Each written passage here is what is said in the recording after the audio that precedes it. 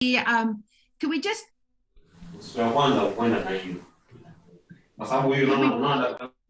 here? Okay. Hi, Tilda. All right. Can we just maybe go ahead and have the first poll while we're looking at one another? Always nice to check in while we can see faces and just know how people are doing. We're on a Tuesday. How are you today?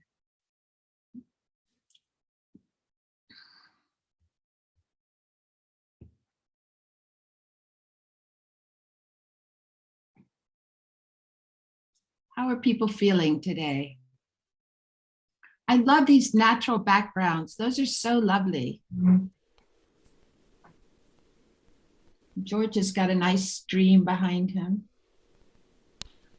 Yeah, if we maybe a couple more answers, we've got about 60% of our participants that have responded. Yeah, let's maybe vote. One or two more, and then we'll close the poll and share the results. Okay. All right. So I'm closing the poll now, and yeah, we're looking pretty good, I guess. Oh, all right. Results. Yep. And as Sabrina says, we see one maybe or more sleepy, and so we have to keep the session moving and active. So good. We've got most people are absolutely ready to go. All right. With that, let me just share my screen and we will get started. So welcome everyone. I'm so glad you're here. This is our last program for the year for RFS. And today is about advocating for resilient food systems. And as you know, this is being led by Component 1, which is FAO led. And it has been in collaboration with our shared decision hub of ICRAF. So welcome, and we would like to invite everyone to please introduce yourself in the chat box. We've got some guests who we don't normally see, so let's get names and affiliations and countries into the chat box so we can see those. So if you would just keep registering those, and then we're going to keep going. So just to introduce, this is a great team behind this session. You've got your session facilitators, Emily and Sabrina and Romy and myself. We're going to be having 3 amazing speakers from our RFS projects, Simon Kabori, Anthony Kariuki, and... Sorry, Constance, I need to stop you 1 second. It seems we have a issue with the French translation. So I would like to check with Felix and Patrick, who is translating right now. Oh yes, of course, please. Thanks, Patrick. I can see you now. Please go ahead, Constance. Thank you. Super. Okay. And so we're going to have these 3 speakers today. And then, of course, behind all of this is Anne-Sophie, Lillian Goradema, Stefano Mondovi, and then we have Amanda Gosling with us, Deborah Hart, and you know Pierre because he welcomes us each time. And our 2 interpreters are Felix Minsa and Patrick Avejo. So quite a group getting this program together. So quickly, let me cover the objectives. So today what we want to do is we want to build on what happened last week when we had our science, policy, and practice dialogue, and we got a sense of what was coming out of 3 major international agenda. So we're going to reflect on the insights that came out of that. We're going to do a quick review of what came out of that, and then talk about how those influence both our national policy and implementation processes. We're going to look into the fundamental elements for designing and implementing advocacy approaches. How do you build a strategy, and how that can be used for making socio-ecological change. We'll be exploring what advocacy means in the Resilient Food Systems program, and we will have the 3 guest speakers who are going to talk about their successes with advocacy. And of course, we'll take time to work in groups to talk about where we might do advocacy work in the future. So we'll set the stage, we'll talk about the insights, we'll have an overview of the advocacy framework, we'll have our panel of RFS country speakers, and we will have an interactive session and close. And with this, I want to tell you that we may run 10-15 minutes over because we had a jam-packed session, and I just hope you'll be able to stay with us. And so with that, I would say, please always, throughout this learning event, raise your hand or put a message in the chat box. We want to hear from you throughout this session. So can I just check and see if Lillian is here? No, Constance. Oh, she's not. So I think we can just move on. Okay, thank you. Yes, well, Lillian was going to provide our opening remarks. She must be having trouble with connection because we spoke yesterday. So allow us to get started on the program. So what we'd like to do is spend the next 15 minutes on reflection on the insights that have emerged from the science, practice, and policy dialogue. And for those of you that were not here, we were exploring the idea that, of course, at every level, at every scale, we find that people have commitments, they have goals, they have aspirations, and at each of these scales, there's implementation. So going from the local landscape, farm, pastoral systems on up, there are decisions that are being taken. So what we did last week was we invited experts that had really tracked the launch of the decade on ecosystem restoration, the UN Food Systems Summit, and the UN Climate Change Conference to say what came out of those events that could be translated or might influence what projects and programs such as the RFS would be interested in potentially interacting with or influencing or contributing to. So we spent a lot of time on those 3, and this is just a slide that shows your projects, the RFS projects. And as you see, there are some key elements here going through these that are quite related to those 3 agenda: the land degradation, natural resource management, ecosystem resilience, food security, farming systems, climate resilience. So that's why we had chosen as well those 3 big activities, because they're so well related. What I'd love to do right now is take just a couple of minutes and take us back to what is a food system. And we're going to start the food system at the farming system, at the pastoral system, at the agro-pastoral system, and just start to look at the different dimensions as they are related. Of course, every farming system, every farming system has a basis in the ecosystem, in its function, and in its interaction. There is also a socio-cultural dimension that is both influencing and influenced by the farming system. And then there is the economic, which more or less looks like a value chain or a value system. Sorry, Constance, I need to interrupt you again. Just checking again for the French interpretation, since we've lost it momentarily. Oh, I'm sorry. So Felix or Patrick, if you guys could let me know, or let us know when things are working.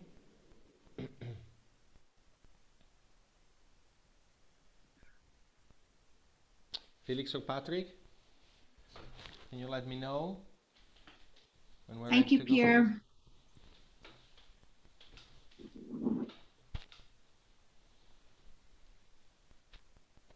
I see both of our interpreters in the room. I see Felix actually. I'm not sure Patrick is in the room. Felix, can you come in with interpretation, please? On the French channel.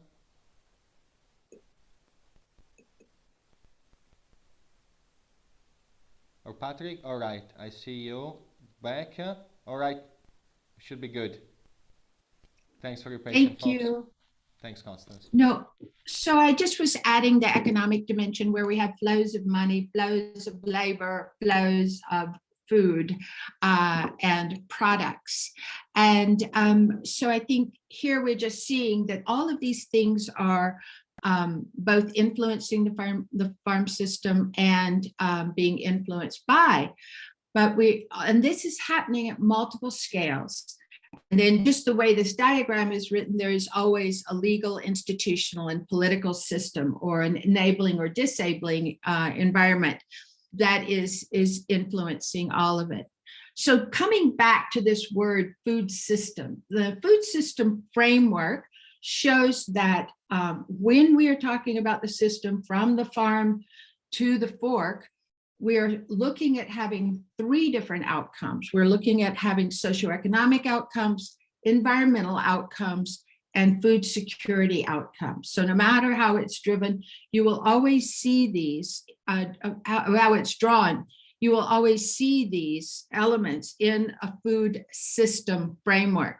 And last but not least, a food system also takes into account the different kinds of drivers, be they socioeconomic, be they biophysical, or be they political or institutional drivers.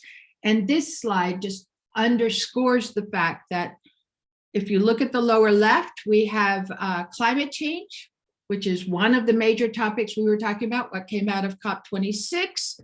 And then we also have land degradation, the ecosystem restoration element, and then how these things are impacting the food system. So with that, I just wanted to remind us that a proper food system framework has all these different elements. And if you look at it, you will find yourself and your project activities in many places throughout this framework. And I will stop here.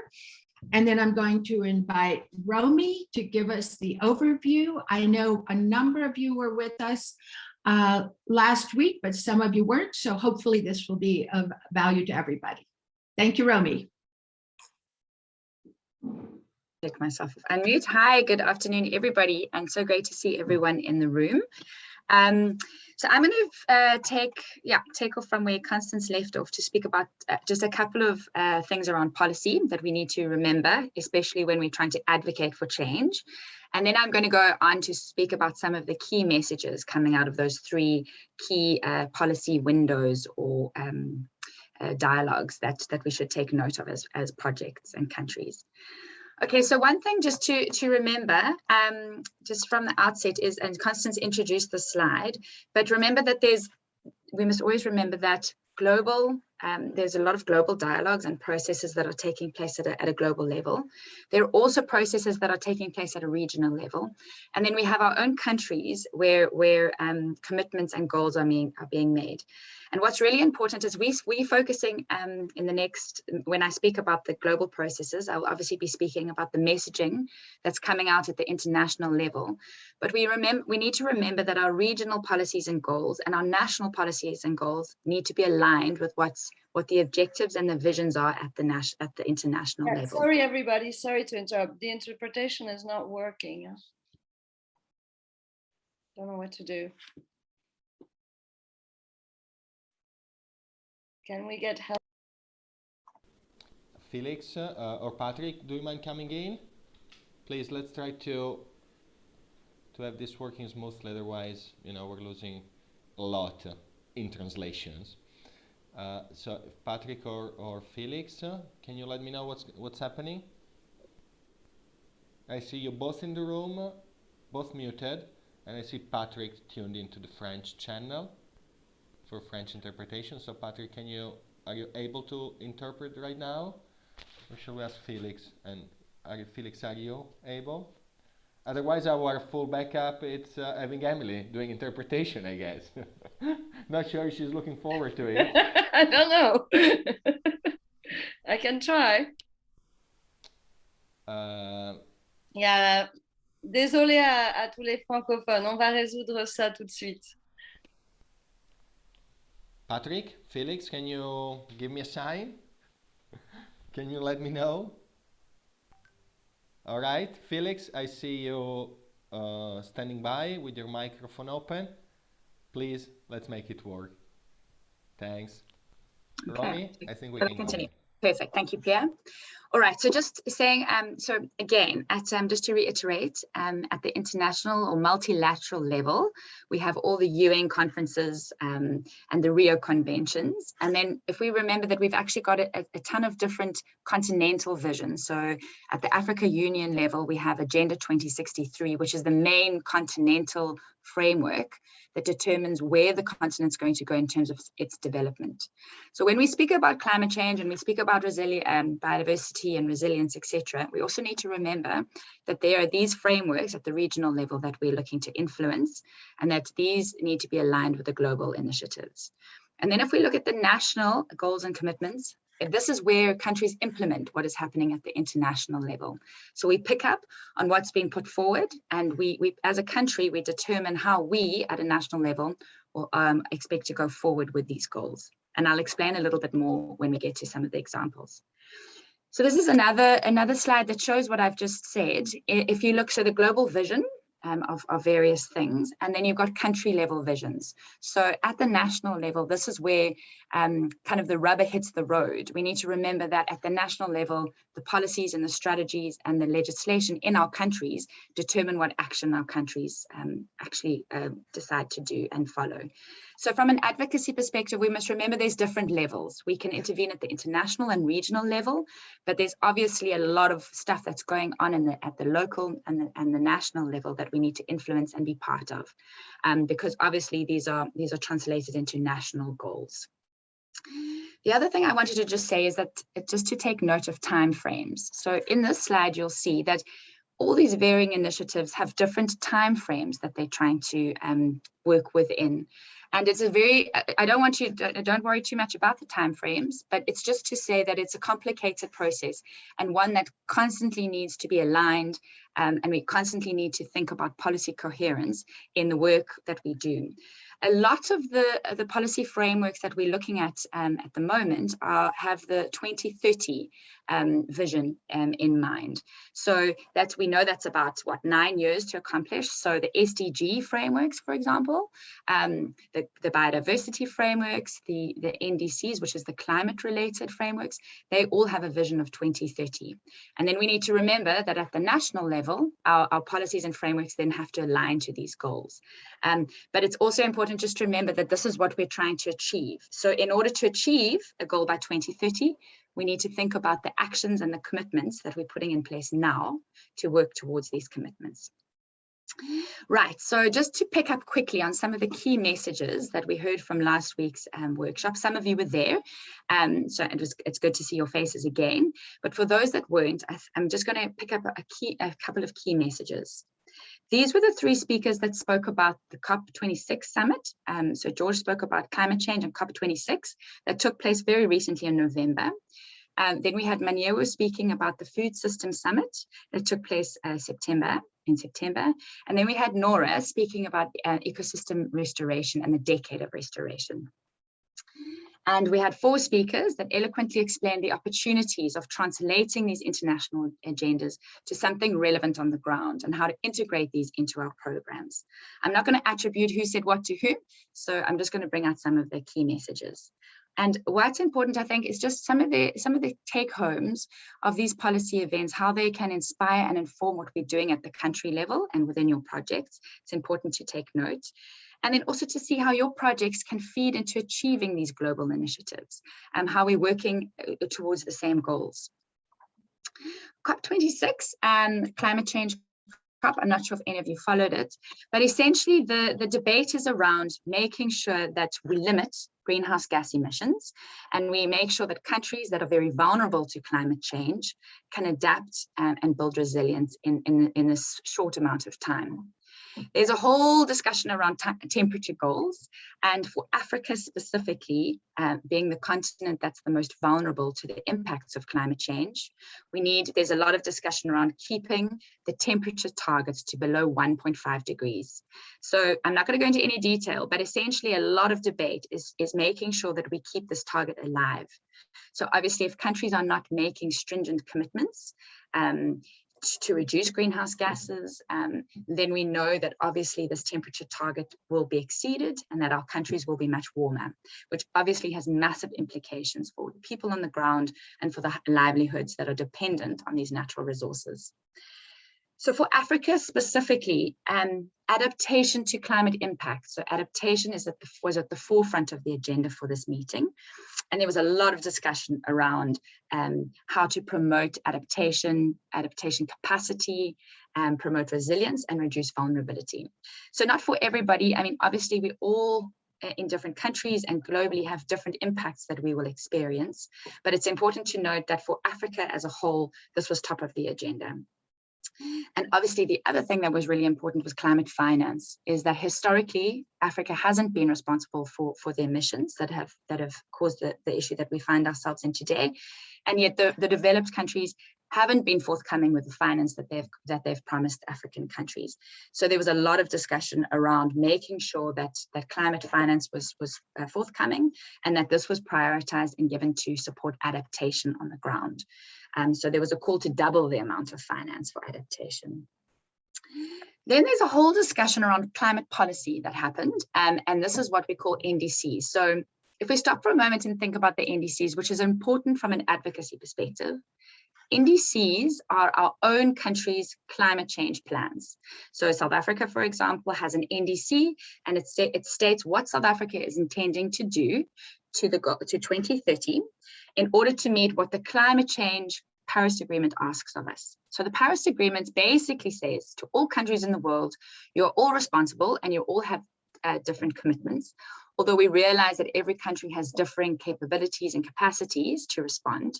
Therefore, go home, look at your own context and decide self-determined way how you're going to contribute to this collective goal. And so these are called NDCs, and NDCs are looked every 5 years, they look to be revised with a goal of 2030. So now what's important about these NDCs is that what was put on the table by all the NDCs globally was not ambitious enough. If we take the commitments of all countries, it still showed that we were not going to reach the temperature targets that we needed. So you'll see on the screen, it says at the moment, it looks like we're on a trajectory to 2.4 degrees, which means we weren't going to meet the 1.5 that the Paris Agreement is looking for. So all NDCs have been asked to be more ambitious, and the COP presidency called all countries back and said, we need you to revise your NDCs. We want you to strengthen them, and we want you to have them ready for next year at COP27, which is going to take place in Africa. So that's the one thing to remember, that these processes are iterative. There's space for intervention, there's space for strengthening, which is an important point from an advocacy perspective. The second thing is there's something called long-term strategies, which again is something that the Paris Agreement has called for. And these are visions to 2050. And these visions basically state what the whole of the economy is going to do to move towards low carbon, climate resilient development. It looks at emissions per sector, which is important because obviously from a food system perspective, agriculture, soil management, etc., has a whole emissions component to it. So it looks at, as the economy as a whole, it looks at what is contributing to emissions and how we are going to reduce these emissions by 2050. So the importance is these NDCs and these long-term strategies must be aligned. And the NDCs must be the building blocks for these long-term visions, so that we make sure that they are building us in the right way, in the right direction, and building on the right trajectories. And the other important point to remember, as I mentioned, is that there's an inclusion opportunity, is that stakeholders can be involved in the process of building and developing these NDCs and these long-term strategies. Last point on COP26 is that there's a clear acknowledgement that food systems and sustainable land use management is key to achieving the Paris Agreement goals. We know that. But the question is how? What tools are we using at the national level to influence these agendas? And I've just given some ideas. Is what we could do, for example, is to lobby our governments to say we want to see the inclusion of ecosystems, landscapes, and nature-based solutions, for example. We want to see the NDCs referencing these, making use of them, putting targets to them, giving money to support these agenda items. Again, I've mentioned here finance to support climate-smart agriculture, for example, focusing on restoration and making sure that farmers' interests and their support needs are recognized within these policy frameworks. Okay, the next one is the Food Systems Summit, which took place in September last year. It was a global summit, and essentially it looked to put food systems in the spotlight. And for the first time, for the first time, it focused on making sure that climate change was a focus of the food systems discussion, and that it looked at transformative action to drive societal change. So essentially, the Food Systems Summit was saying, how do we link to the climate change discussions and to the SDGs? And so you'll see, I've put these 5 action tracks down, and they were the 5 areas that the summit kind of focused on and said, let's all build our food systems with these in mind. Nutrition, so obviously there's a health component, sustainable consumption patterns, waste, diets, etc. Nature positive production, which is essential to the work that everybody's doing here. Equitable livelihoods and making sure that people benefit. And then obviously building resilience to vulnerabilities and shocks, which speaks directly to the climate change agenda. And obviously at the summit, there was discussions around lots of cross-cutting issues, finance, policy, knowledge, etc. Now, the important thing to note is that in preparation for the summit, we had national food system dialogues that took place in all of our countries, where our countries defined what their pathways to resilient and equitable food systems were going to be. And NEPAD AUDA, which is the entity that essentially is implementing these continental programs around agriculture and food, is working with countries at the moment to support their national implementation of these plans and to sensitize these plans. So again, there's an opportunity for intervention and advocacy around these dialogues. The UN of Restoration is a program that was launched in June of this year, and it aims to prevent, halt, and reverse degradation of ecosystems globally. It doesn't try to propose massively new things. What it tries to do is build off existing work and partnerships that are already in existence and on the ground, such as, for example, the African Resilience 100 Hectares Program, the AFR 100 program, as well as the Great Green Wall Initiative as 2 examples. But obviously there's many entities and programs that are working on restoration at the moment. And essentially these will inform a biodiversity framework going forward, but that's not important for now. And they also the basis of trying to achieve and accomplish the SDGs. I'm not going to go into these principles, but this is what the restoration decade was based on, these 10 principles. And if you have a look at them, they're actually very, very similar to the climate change principles, as well as the food system principles. So for example, broad engagement, essentially to say, it's not only government's responsibility anymore, everybody needs to be involved in order for action to take place. Global contribution, every country is responsible.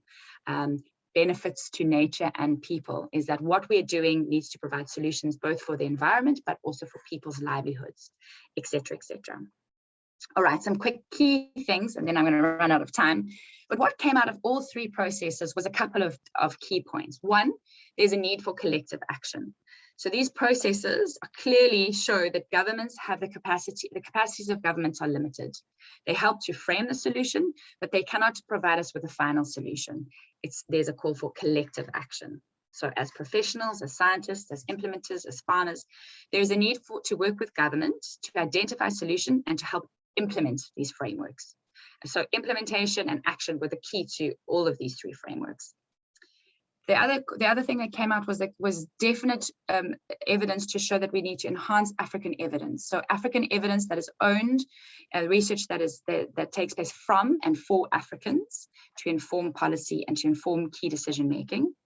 And one of the things that one of our speakers speakers said was the most important would be to embrace tailored, local specific and experimental approaches to work with farmers, for example, in innovation, experimentation, etc. There's a need for an enabling environment across all these three processes. There has to be coherence and there has to be alignment. All sectors are involved, all themes are involved, and all projects are involved. It's all of the economy approaches. So in order for all of these three agendas to be accomplished, we need to make sure that everybody is involved at all levels. So not only our ministries of environment, for example, also our ministries of planning, also our ministries of finance, for example. And then one of the best ways to go about this is to engage in these multi-stakeholder dialogue and platform processes that break down these silos, that help to communicate. And one of the suggestions was to actually champion skilled silo breakers and invest in training these particular people. Support. All of these agendas need adequate support, both financially, from a capacity building perspective, and well as a technological perspective.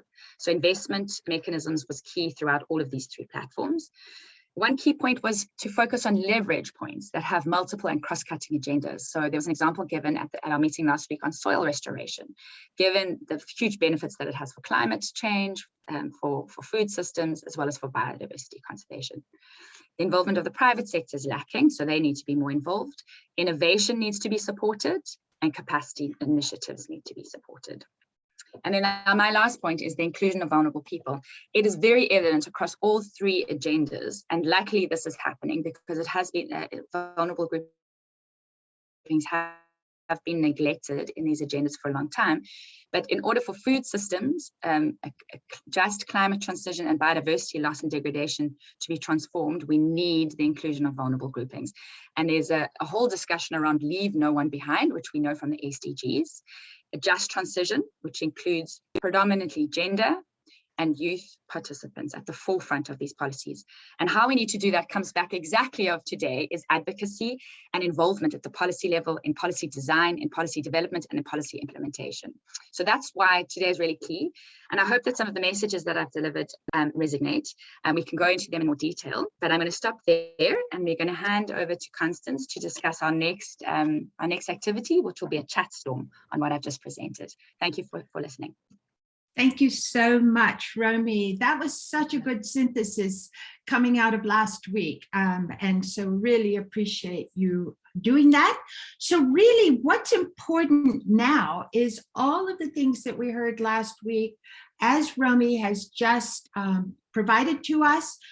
We want to know from your project, how is your project, in what way is your project contributing to mechanisms, to implementation strategies, and to targets that have been laid out across these agenda. And the way we'd like you to do that is to everyone to type into the chat box an answer and then hold it. And when we say send, we will look at all of the responses together. So the question again is in the chat box. In what way is your project contributing to mechanisms, implementation strategies, and targets that are related to these agendas? So people type, give yourself, let's say another 30 seconds, type something about how your project is contributing. Give time to formulate a response.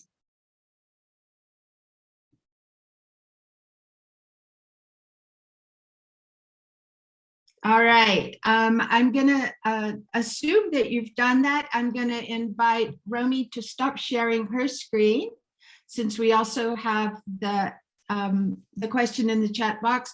And I'm now going to invite you to send whatever you have been typing.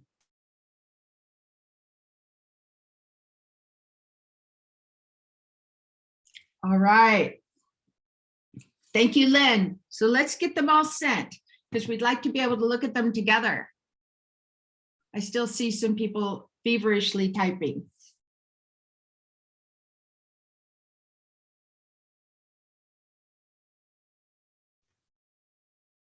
It's like a gentle storm. Yeah, it's right, just drizzling. Just a little bit of rain right now. but please do put your thinking into the chat box so we can all look at these answers together and talk about them.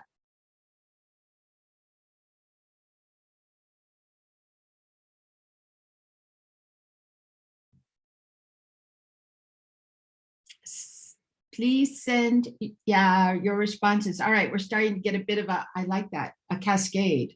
Thank you, Anthony. All right. Okay.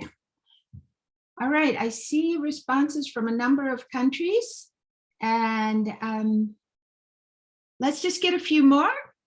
I know you all have something to say, and even if you say, well, none of this is relevant to me, feel free. All right, fantastic. All right, let's just look into these. So I want to invite Lynn to say something. I know, Lynn, you were with us last week. Do you want to just register the way that the SWATI program is influencing or could influence? Yes, I would like to share just quickly. In the chat box, I said facilitating community-based development plans. In really saying that we are, having the communities after intensive training in environmental issues, look at what is happening in their community and then make decisions as to what needs to be done based on the training that is given to them, so that this, whatever initiative is owned by them and they continue, with it. It's not just a project issue. Thanks, let me end there. Thank you so much, Lynn, and thank you for pointing out the sustainability, because we do see advocacy as a key element of ensuring that the work keeps going, that the momentum stays with us. Joseph, do you want to say something, please? Joseph Gale? So happy you're here. Yeah, thank you, Constance. My name talk about the involvement of women and youth, especially in decision-making in the project, by involving them in several committee on the project, like Farmer Field School. Some of the members should be women and youth, and also land use planning. So the secretary, we identify secretary should be women, and the vice chairperson should be youth. That's we involve them in order to make a be part and parcel on the project implementation. So excellent. Thank you for that. We really appreciate that. And just building on that, can I come to Jama? Jaye, do you want to say something about your intervention? Jama?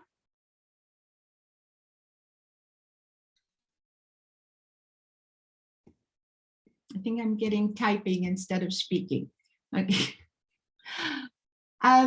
We have, let's see, what else do we have? I've got the 3 speakers that we're going to have today. So let's just quickly ask Anthony about your contribution.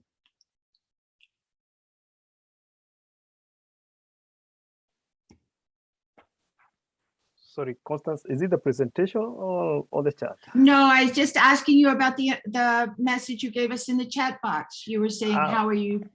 Excellent. Yeah, at Kenya, basically the NDCs, the Manabo and Africa 100, all those are statements and good intentions. What we're doing in our project is to actionalize it on the ground. So at the project level, we have taken those and given some targets that then we are working aligned to the national government targets and timelines. And that's what the project is achieving this far in terms of trees, in terms of carbon, in terms of degradation, reducing degradation for forests, riparian and such. So we laid it at the ground level, actually, almost actioning in a way that people don't see it as policy intervention or fantastic. advocacy. No, that's so helpful. Thank you so much. Yeah, I understand that. It does not necessarily viewed as advocacy. So thank you for sharing that in your direct interaction with the different processes that are going on in Kenya. May I invite Kabore?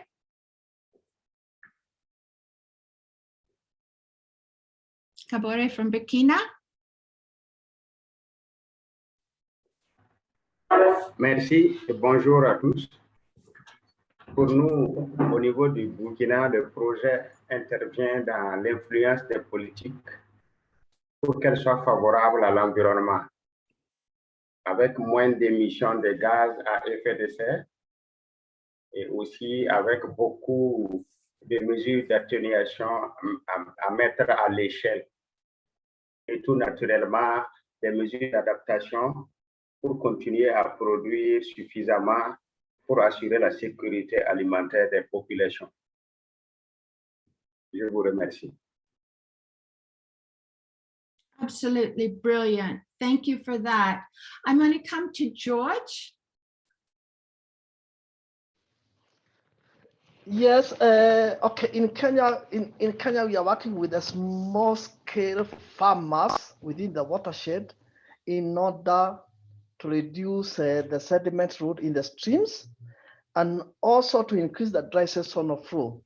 So for us to achieve that, we are doing the sustainable land management where the farmers are engaging in agroforestry and rehabilitation of the forest and also the riparian land management. So meaning that we are now contributing to the NDCs. Excellent. Thank you so much. And the land restoration, brilliant. Appreciate that so much. Now we have a colleague, Sidikat. Do you want to tell us about how you are contributing? Your work is contributing. Sidikat, you have the floor. From Nigeria.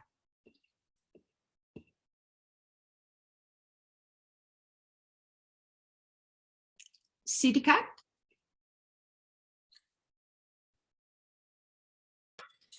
Hello?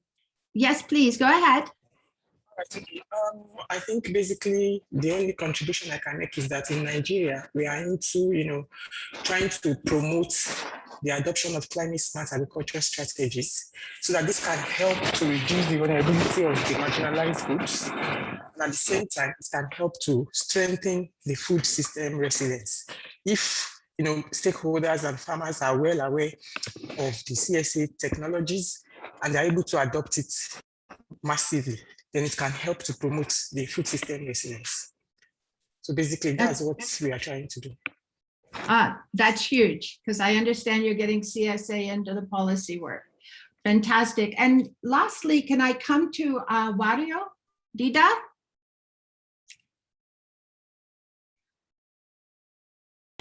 Thanks. So I'm also speaking from Kenya and around Mount Kenya. So how we are working, we mobilize multi-stakeholders, the government, business people, private sector, financials, local community, to restore and conserve the environment, forest, riparian, and so on. So we work with many stakeholders. Thanks. I really appreciate that we're getting this coordination. Can I invite Samuel?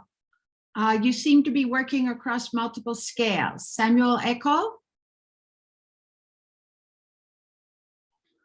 Yes, thank you for giving me the opportunity. This is Samuel Paula Cole from Uganda, Karamoja specific. Yeah, basically still, we're also working with the local systems at the local level, especially local government. And that's very critical in making sure that the adaptation interventions are gotten up by the communities.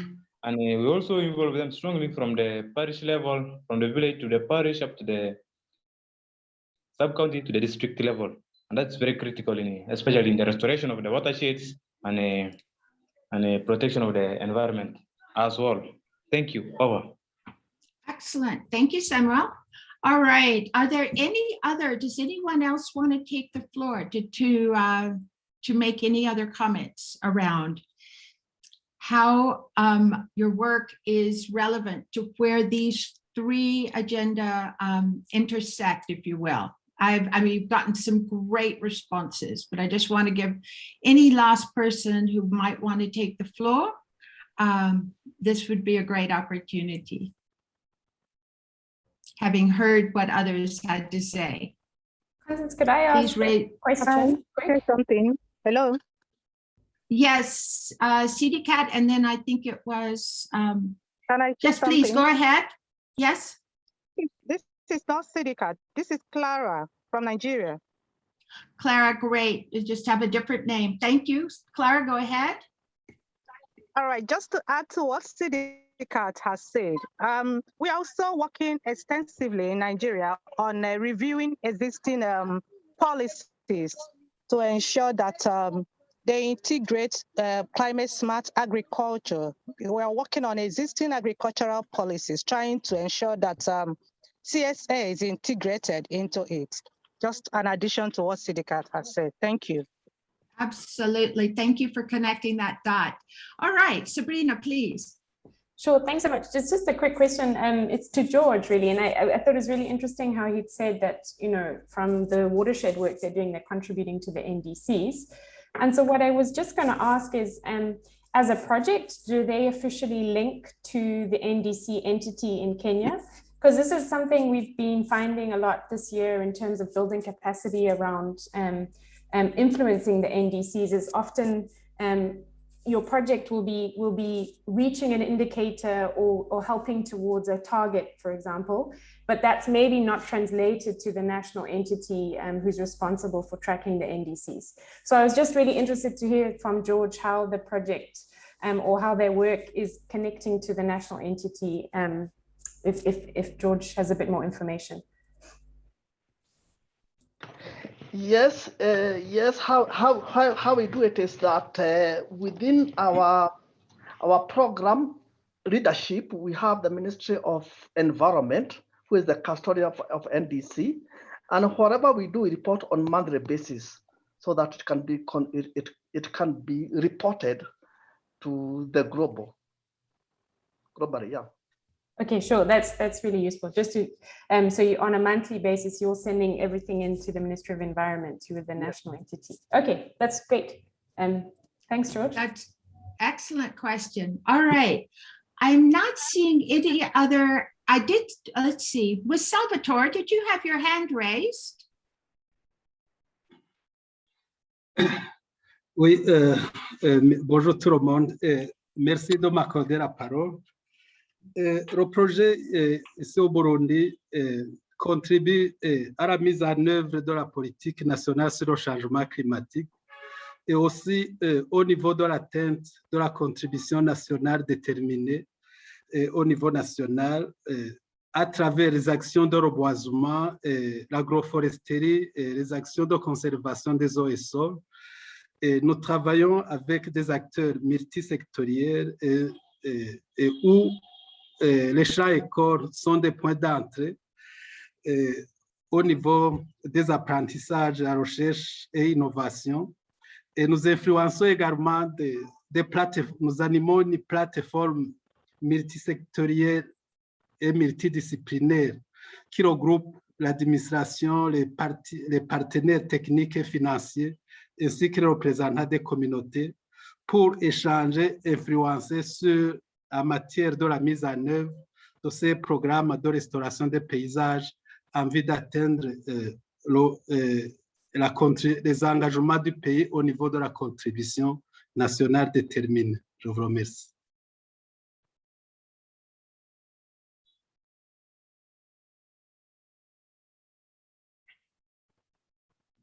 Thank you so much, Salvatore. All right, I think that right now we will we'll continue to reflect on all the different work that we're doing in terms of advocacy. And right now, what I'd like to do is introduce Emily Smith-Dumont, who is going to take us through the advocacy framework. Hi, Emily, you have the floor. Thank you. Good afternoon, everybody. So now that we've heard quite a lot about these agendas on climate change, food summit and restoration, we really want to start to think about how the advocacy approaches in different country projects can create or are creating the necessary changes in policy, in institutions, and behaviors.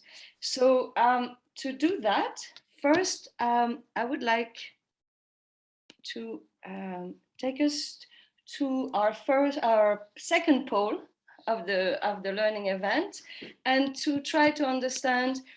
So we're going to give you a list of different elements, and we want to know which of the following will represent how your project uses advocacy to influence the different outcomes. So which of the following, which is on the list that you can see on your screen, how is your project which of the following, represents how your project uses advocacy to influence outcomes? So we have different choices: communicating, sensitizing, educating, bringing evidence to influence, fostering multiple stakeholder dialogue, networking, championing new behaviors, scaling practices or processes, and influencing policies and strategies. And you can answer as many as is relevant to your work.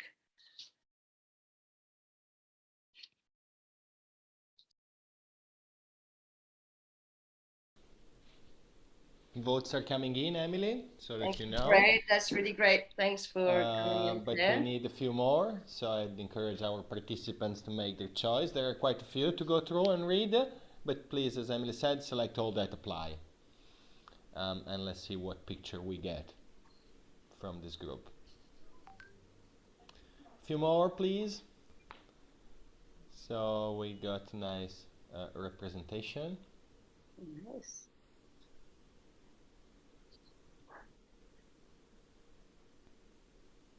Yeah, I'm waiting a few more moments, so we get the opportunity to everybody to contribute. All right, I think we're going to close now. In 3, 2, 1, ending the poll, and you should be able to see the results on your screen as well.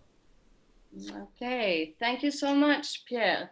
So we see that one of the most important mechanisms is sensitizing, 78%, and communicating, educating, bringing evidence also.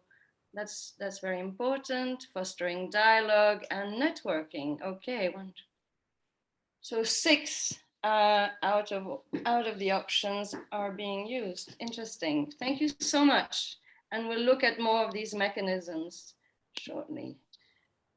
So advocacy, just a quick definition. There's many ways that we could define it, but here in our RFS project, we will use the following definition, which is that advocacy is a deliberate process that we use to change policies and practices, but also to improve institutions, to alter power relations, to shift attitudes and behaviors.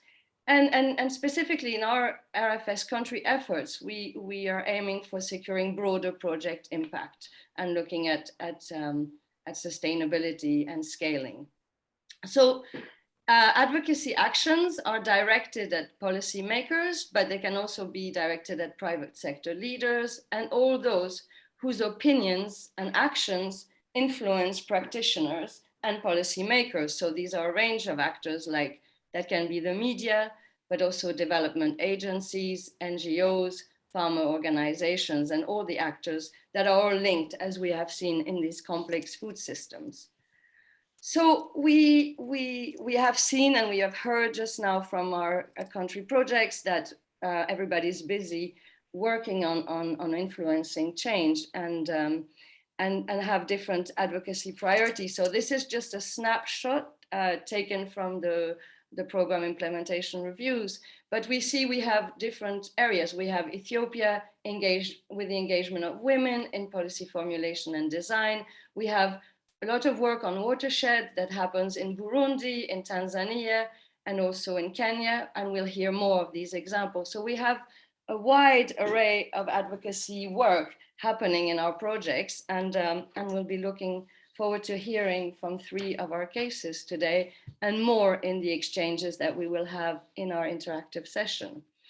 So some of you might be familiar, because last year we did give some training on advocacy as part of our Resilient Toolkit. So some of you might be familiar, but we'll go through the stages, and I'll invite everybody as we're going through these different steps to see how it relates to some of the experiences they are having, or ideas they might be having for future advocacy work. So we're going to, I'm going to outline a series of steps. These are guiding steps. Some of them can be done in conjunction with each other, but I think it's good to have these guiding principles to help us make sure that we are on track as we're developing an impactful advocacy technique. So the first step, obviously, as we're trying to influence change, is to understand the underlying issues, the risk, and the policy dynamic that is behind our advocacy intention. And so to do that, given the complexity, as we've seen in the food system and the interlinkages, it's very important to understand those systematically. So for that, you can do policy analysis, but system mapping is very important to understand the context and the interactions and the causal analysis. That helps really to define the advocacy goal. And defining the advocacy goal is really having a vision of what are the intended changes we want to make. What are the changes involved, who can make a change, and what are the entry points? Again, very, very important to understand our stakeholders. What are the power dynamics at play? We know we are working also with vulnerable communities with different power dynamics that are sometimes creates unbalances. So we need to understand those, as well as decision cycles, and especially in policy decision making, so that we know when is the best time to intervene. The other thing is we're obviously not intervening in any loop, so understanding what are the existing advocacy efforts is very important, so they can be embedded and synergies can be created, and also to better understand the audience that needs to be influenced. Still, as part of the design phase, gathering key evidence is incredibly important, because that helps as we're going through this design phase, refining the messages that we're going to be developing and disseminating. And evidence is key to influence that. We have quite a lot of material already in the RFS toolkit to show how to better communicate evidence. So we invite you to look at those existing resources. We also know evidence is not just data, or it can also be interviews, success stories, demo plots. There's a whole ways that we can present evidence to underpin our messages. And once we have these important design phase steps done, then it's important to, in the implementation, to consult and build strategic relationships.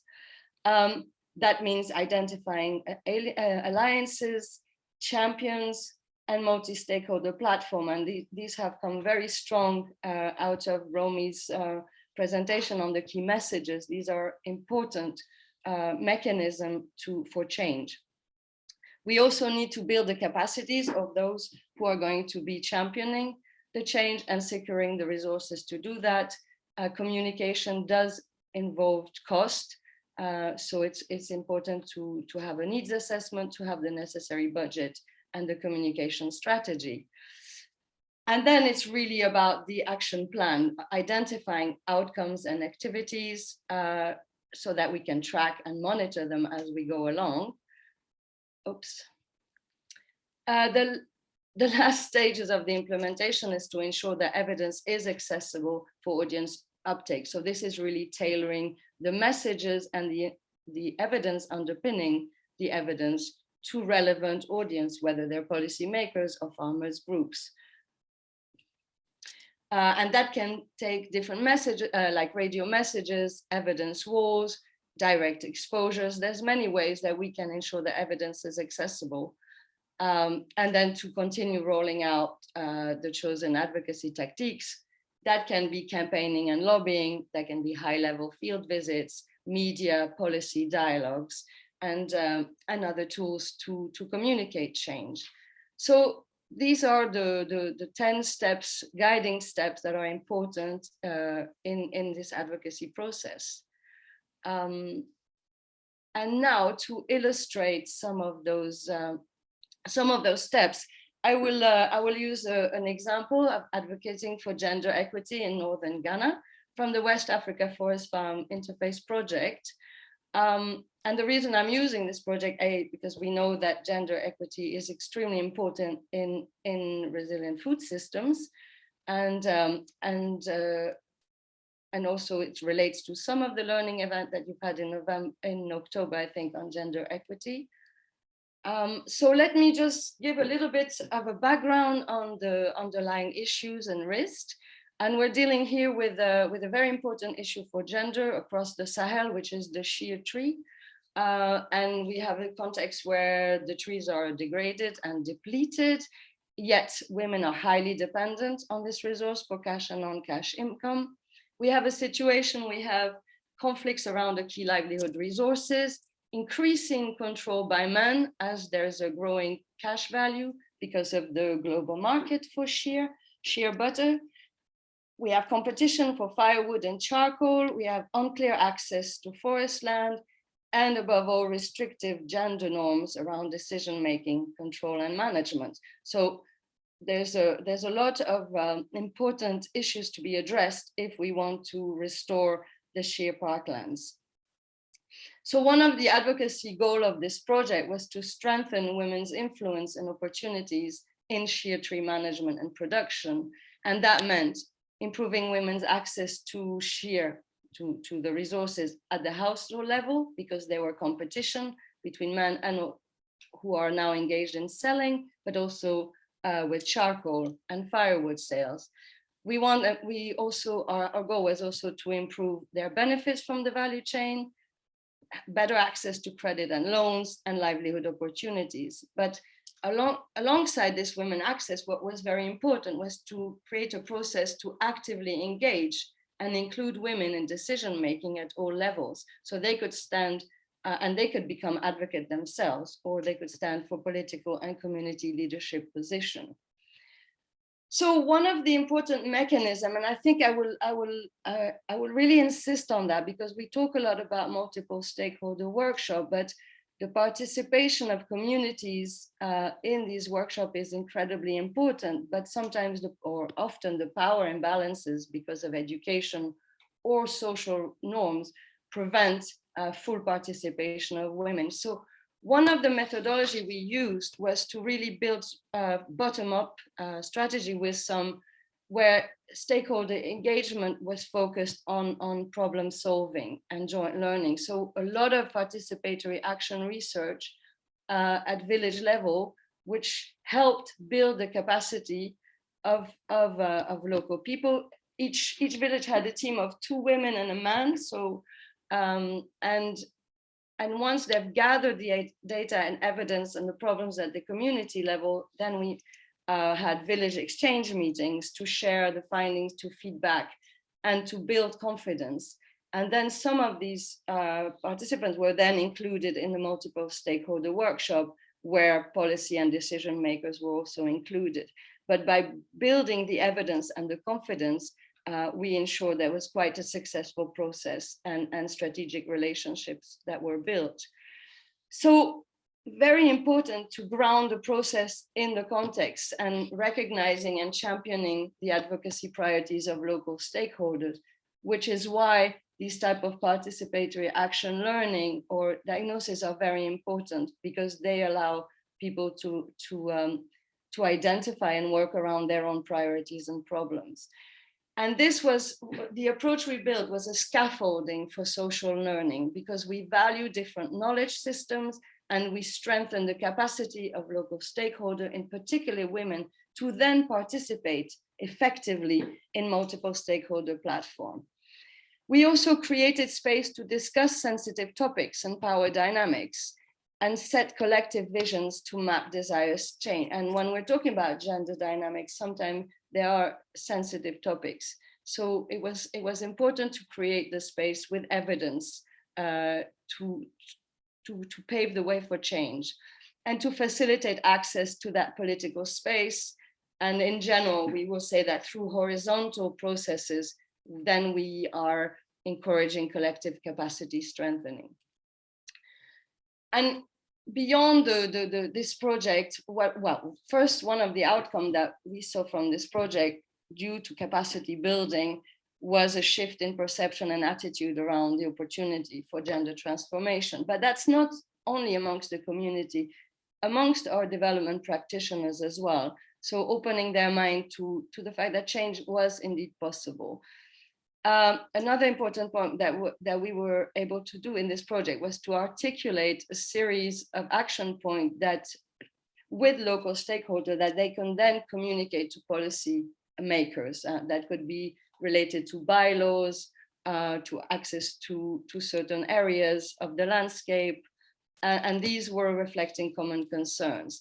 And so one of the exciting parts of this project is that the approach was then adopted by one large-scale project in northern Ghana, and a doctoral student is actually monitoring the impact of using that sort of more gender transformative action to create change in the project. And so some key learnings that transdisciplinarity and bottom-up approaches are fundamental to knowledge co-creation and to the changes in attitudes and behaviors, that bringing tailored evidence to community dialogues and multiple stakeholder platform was also key to influencing stakeholders. We used in our training and capacity, we did a lot to do with experiential learning to build empathy amongst different stakeholders, and a lot of creativity. So role plays in community dialogues, using a lot of visualization that help us to bridge some of the knowledge difference or educational differences between stakeholders. And again, I mean, the success of any intervention has to do with the long-term vision and the sustainability. And that is a commitment that every project leader has to make in looking for some of the opportunities around strategic alliances. So I guess these were some of the key illustrations I wanted to share with you on the guiding steps to the advocacy framework. I would like to now hand over to Sabrina so she can talk a little bit about communication and evidence. Hi, thanks, Emily. Just in interest of time, I'll be very, very short because I know we would have some questions for Emily and also be able to make sure we have time for our panel. But just to say, and this has come out of some work and engagement this year, we've realized that a lot of, although within the RFS projects, media might be listed as a stakeholder, the engagement or the process for how we actually communicate with media to get across critical topics is a big issue. And Emily, so we just wanted to say firstly that remembering within your project, there's lots of information that's coming out in terms of testimonials from the farmers you're working with. There's data that's being produced. We have things, hard data such as maps. You're going into the field, often there's photos, and there's a lot of embedded knowledge that you're building on a specific topic. So we've heard about different advocacy goals, for example, in Nigeria around integrating climate smart agriculture. And when you're doing advocacy, some of these pieces of evidence can be very, very powerful. And putting this evidence in the hands of media focal points who can convey this message very simply and get it across to the right audience is really important. And so we've been kind of working on the other side to work with media stakeholders across Africa. And what we found was a big gap is that a reporter who might be given the mandate of environmental reporting has no connection or is not able to form a relationship with a scientist or a project implementer. So they don't have the information to put it into the popular media. And there's often a kind of relationship break. Emily, if you could just swap to the next slide, I'll just explain a quick next one, please. So one, for example, we've been working in Ghana with a very, just the next slide, Emily. We've been working with a prominent city, basically FM radio host, Godfred, and he works a lot reporting on The Conversation, which is an outlet that changes scientific research into kind of more popular stories. Yeah, so I think it's just to summarize that in your advocacy efforts, and even if you're thinking about a policy push and building relationships, the media are really critical stakeholders. And so really inviting media, not just to come to a meeting and report that a specific workshop happened, but actually helping them to pull out the key messages. And I'll give an example also. Lynn last week asked a very poignant question, for example, in Eswatini, seeing that there's really a push towards how do we really advocate that we need to be less fossil fuel intensive in our energy. And so bringing the media in and helping them to craft some of these very strategic messages is really important. So I don't want to take too much more time. It was just to say, in an advocacy plan, media can be very powerful, but it's about forming relationships with media and helping them to really build a very kind of compelling story with the evidence you're creating in the projects. So thank you. Great. So I would like to suggest that we now hear our RFS success stories in terms of advocacy. And we are so fortunate because we have 3 case studies that are looking at have done really successful progressive advocacy work across different scales, at different scales. And so we are going to have a panel of which will consist of Simon Kabore, who is from Burkina Faso. We're going to have Anthony Kariuki from Kenya and Salvatore Ndabioreri, apologies, who is going to give us the case from Burundi. And so what I'd like to do is to invite, I think everyone has slides, and please anticipate that you will share your own. If you have any problems, I think we all have backup plans for that. So first and foremost, I would like to invite Simon Kabore to present to us, and we're saying these talks are about 8-9 minutes. So I will give you a signal. You will see my smiling face at 8 minutes and invite you to start to bring your talk to a close. Thank you so much. And if you want to, you're going to put that into perfect. Yes, all right. Thank you. Merci. Okay.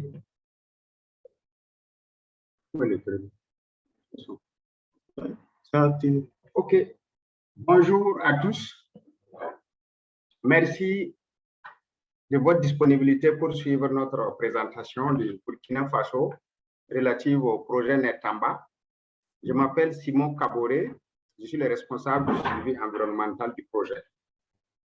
Et pour dire qu'à ce titre, au niveau du Burkina, notre action s'est orientée vers l'influence des différentes politiques et au niveau régional, au niveau national et au niveau local, c'est-à-dire au niveau villageois et au niveau départemental et communal, avec les principaux acteurs que sont le ministère de l'Agriculture, les projets et le programme budgétaire 075, la DG FOMER et l'Observatoire national du foncier. Au niveau régional, il y a les autorités administratives coutumières locales et les différents projets et programmes qui sont des partenaires du projet. Et au niveau local, il y a les préfets, les maires, les services fonciers ruraux au niveau des communes et les différents bénéficiaires et les instances locales au niveau de ces différentes localités qui accompagnent le projet dans la mise en œuvre. En termes de résultats ou changements de comportement que nous essayons de réaliser auprès de ces acteurs, il y a l'appropriation du cadre légal, du cadre politique légal et de la démarche de négociation foncière pour faciliter l'immatriculation des différentes terres à exploiter. La légitimation des actes issus des négociations et des ententes foncières. Il y a l'exploitation sécurisée et durable des aménagements que le projet a accompagnés. Les messages clés que nous communiquons aux parties prenantes pour apporter l'influence, c'est la sécurisation foncière des acteurs ruraux qui est une condition incontournable pour tout développement économique et social. Il y a la nécessité d'utiliser une démarche ad hoc qui mobilise tous les acteurs pour la formalisation des différents actes en attendant l'opérationnalisation de la loi à travers la mise en place des différentes instances foncières dans les différentes entités géographiques. Il y a la légalité et la légitimité foncière qui devrait permettre aux bénéficiaires des terres aménagées pour que les exploitants puissent durablement les exploiter au bénéfice de l'environnement et aussi au bénéfice de leur ménage. Il y a la partie où on demande les preuves utilisées pour apporter un appui à notre message. Les preuves sont basées sur les textes, les bonnes pratiques et les expériences vécues et capitalisées.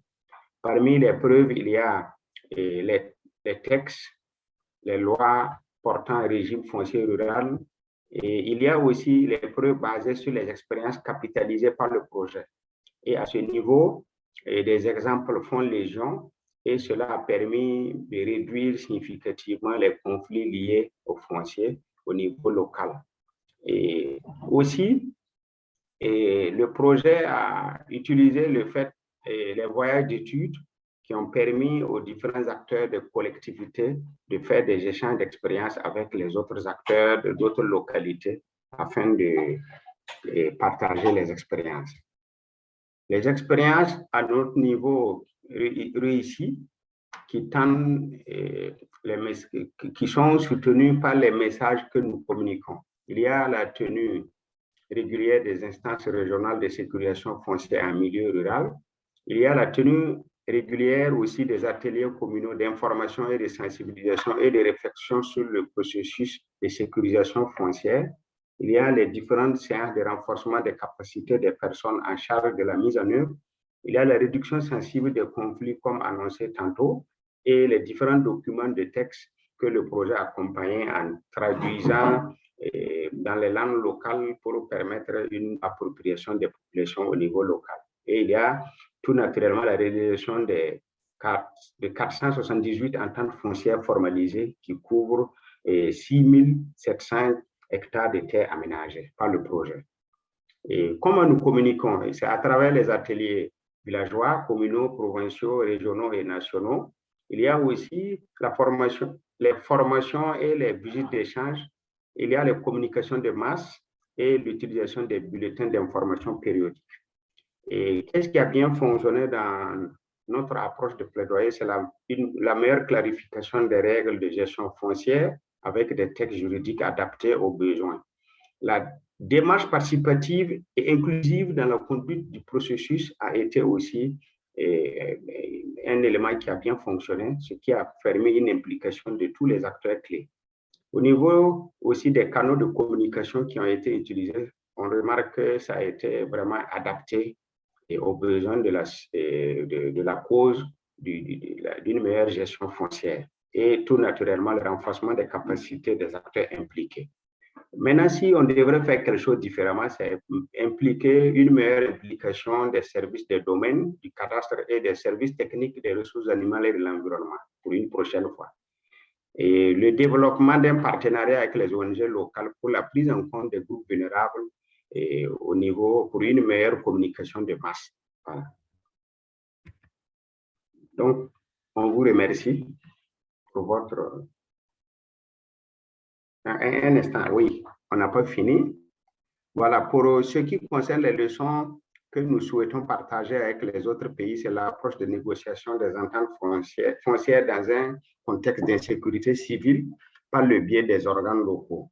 Il y a aussi la prise en compte des personnes déplacées internes dues aux attaques terroristes que nous vivons au quotidien et que nous sommes en train de nous battre pour améliorer notre résilience et pouvoir continuer à exister et à pouvoir parler de développement local et de développement durable.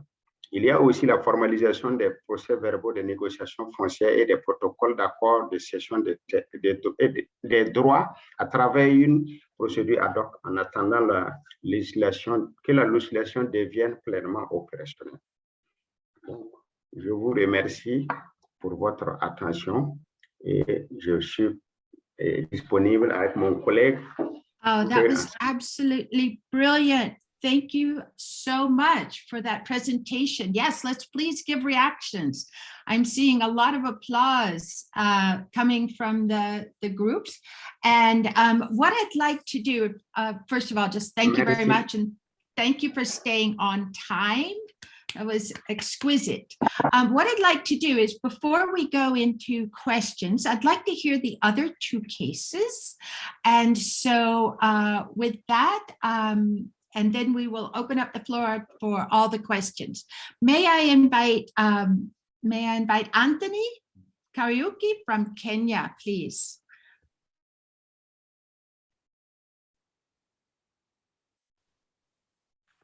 Okay, thank you, Sabrina. Good morning, good afternoon, everyone. I'm happy to share some experiences from Kenya on our work.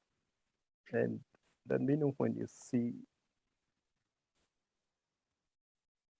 Perfect. Thank you. So on behalf of Kenya, my name is Anthony Kariuki. I have my colleague still on session here, George Joge, who actually drives this much more directly. And our project is the Upper Tana Nairobi Waterford Trust. In terms of the guidance on the slides, I'll walk quickly on how they were structured. And one of the questions was, who is the project trying to influence?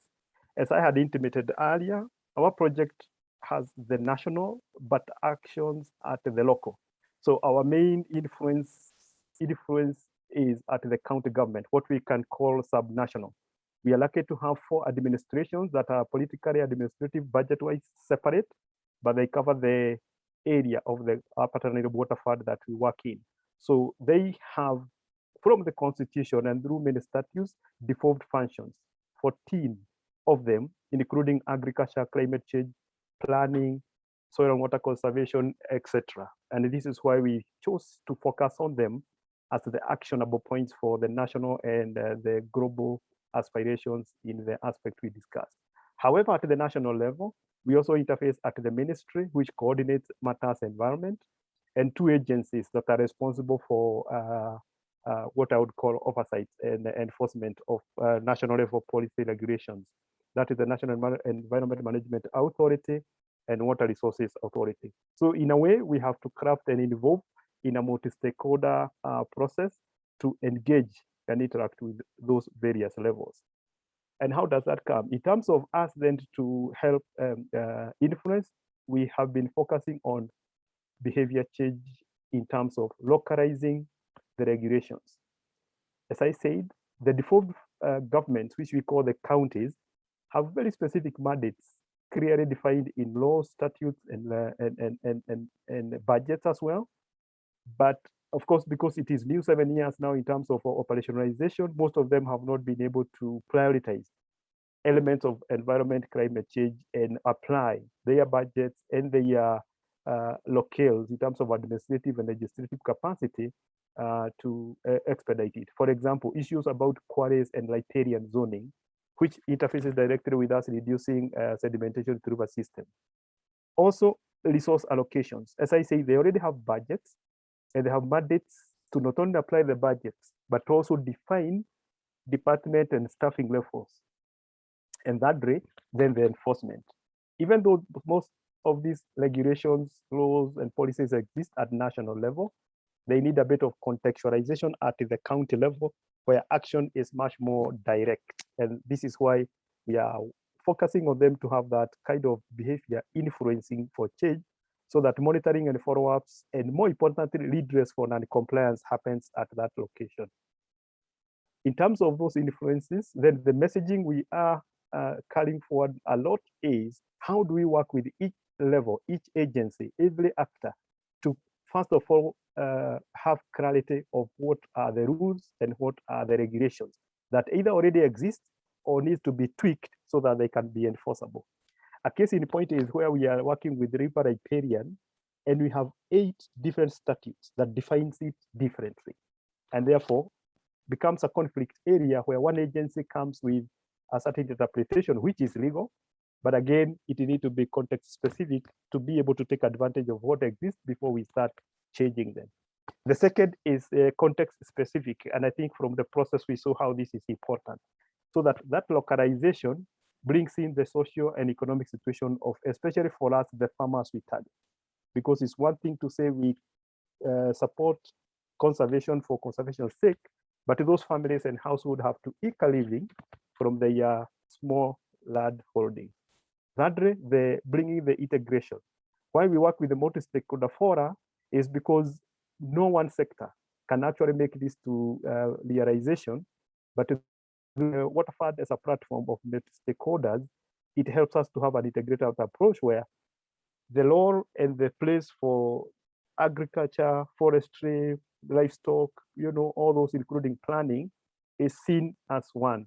And more importantly then, to actionize those roles and responsibilities so that those who are the duty bearers have budgets, but they do not only allow budgets to be allocated, but they can also bring their mandates and responsibilities to enforce on the same. So it is a mixed pot or basket of choices in terms of messaging. But more importantly is the evidence, use of evidence to underpin our messaging. There are many, but for now, we are really looking at data, largely because there is a lot of conservation work that has been going on in the watershed, but most of the people look at conservation as just planting the tree. The connection between the ecosystem services and the livelihoods need to be demonstrated through evidence. And this, the project therefore has helped a lot by bringing science and technology to do the monitoring and the data capture, and more importantly, to turn this data into information, into support for decisions. For instance, if you look at things like charts and graphs and such, there are many people who understand this more than the hard sciences or percentages or others. But more importantly, also the maps in terms of spatial and temporal trends analysis.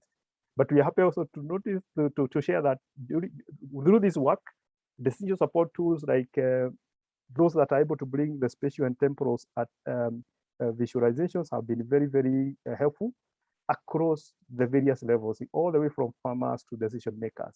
We also have the question of sharing, and our databases have been set up in a way that they can communicate and be accessible by multiple stakeholders for various levels of people. And through this project, as you probably some of you may know, the land degradation framework helped to prepare some dashboards, still work in progress, which was very revolutionary in the sense of helping the county government then to standardize them and include much more information than what the project was able to provide for them. But we did, of course, some experiences. In our messaging, we have found the multi-actors platform, and here we have structured them. One is the County's Advisory Committee. This is a committee that sits right in the governance structure of the water fund that brings the 4 devolved units of government where a minister, somebody responsible with decisions and power of a budget sits in, as well as other stakeholders at the implementation level where we call the focal area team. Where monthly, they also meet and they are able then to use the data as well as influence and inform actions they take. A second part of this in terms of our experience is involvement, or what you call the actual participation.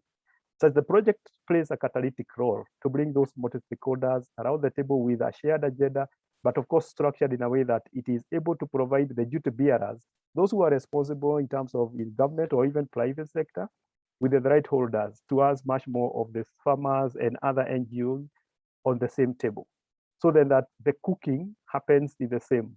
And finally, the alignment or integration, where the duty bearer, for example, the way we leverage with the budgets of counties and private sector and cost shares from farmers and others, and making them feel that they are in the driver's seat.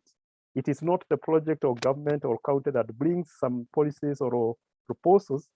It is through the multi-stakeholder space that they create that, and therefore they call and they can implement, and we also monitor together.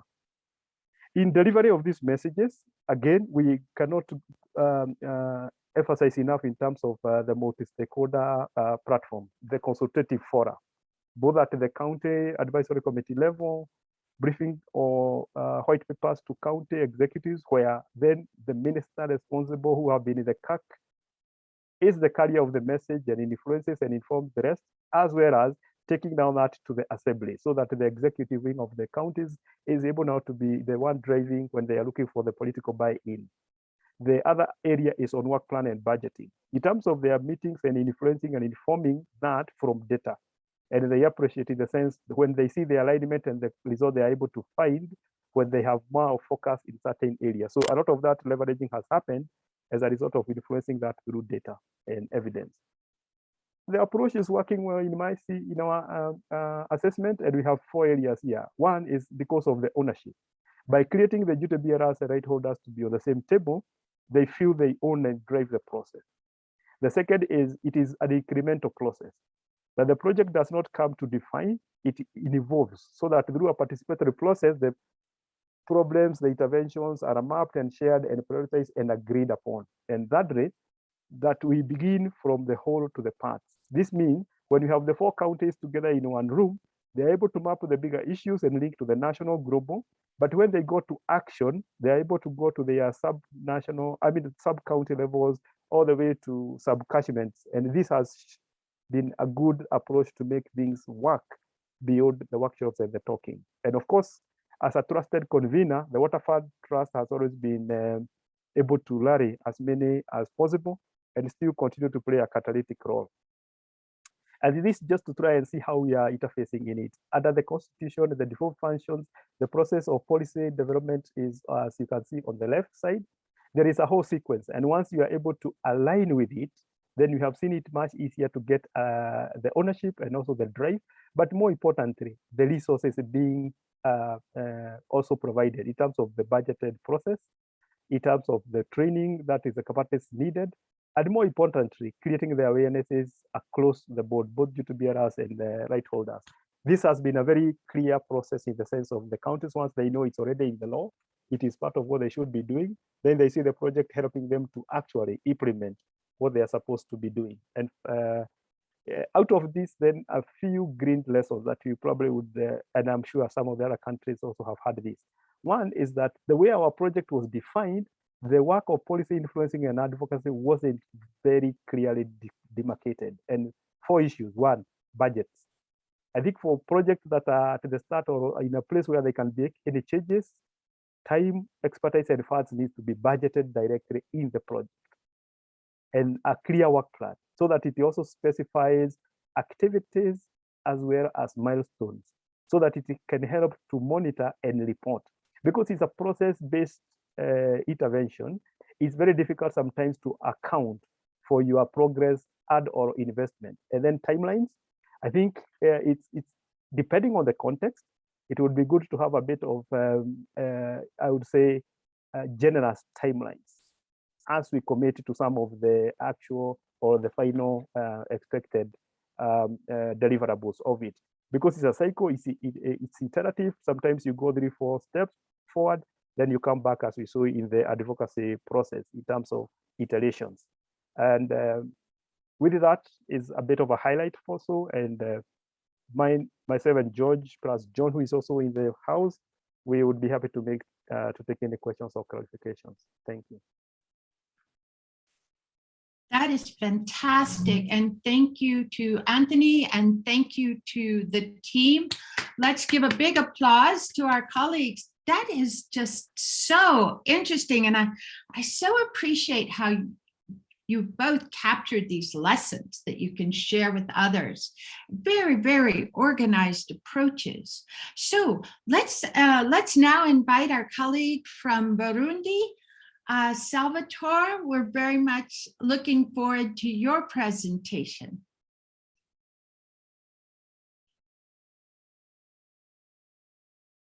Salvatore, you have the floor.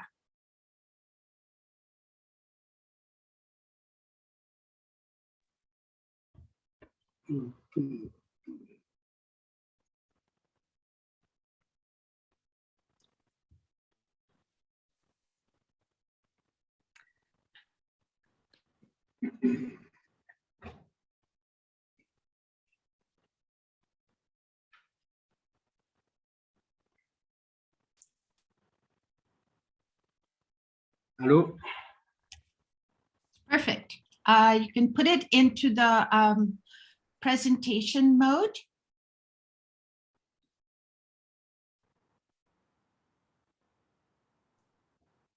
Okay.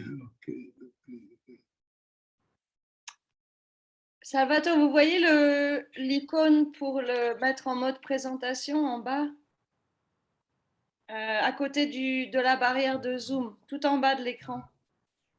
Voilà, un peu plus en bas. Vous voyez la barre où il y a le Zoom? Voilà, c'est à côté, vous avez, pas celui-là, celui le plus à droite. Le plus à droite. On y est presque, on y est presque. Voilà, merci, parfait. C'est celui-là. Ok. Est-ce que vous voyez ma présentation? Oui, oui, on la voit. Merci, Salvatore. Ok, bonjour tout le monde. Je m'appelle Salvatore Ndabirorere. Je suis le coordonnateur du projet Résilience des systèmes alimentaires au Burundi. Je voudrais vous partager en quelques mots les différents partenaires que nous influençons dans le cadre de la mise en œuvre du projet. Notre point d'entrée, c'est la communauté à la base, qui est notre point d'entrée, qui sont regroupés à travers les champs et corps des producteurs. Nous influençons également les structures du gouvernement avec lesquelles nous travaillons, notamment le ministère en charge de l'environnement, de l'agriculture et de l'élevage.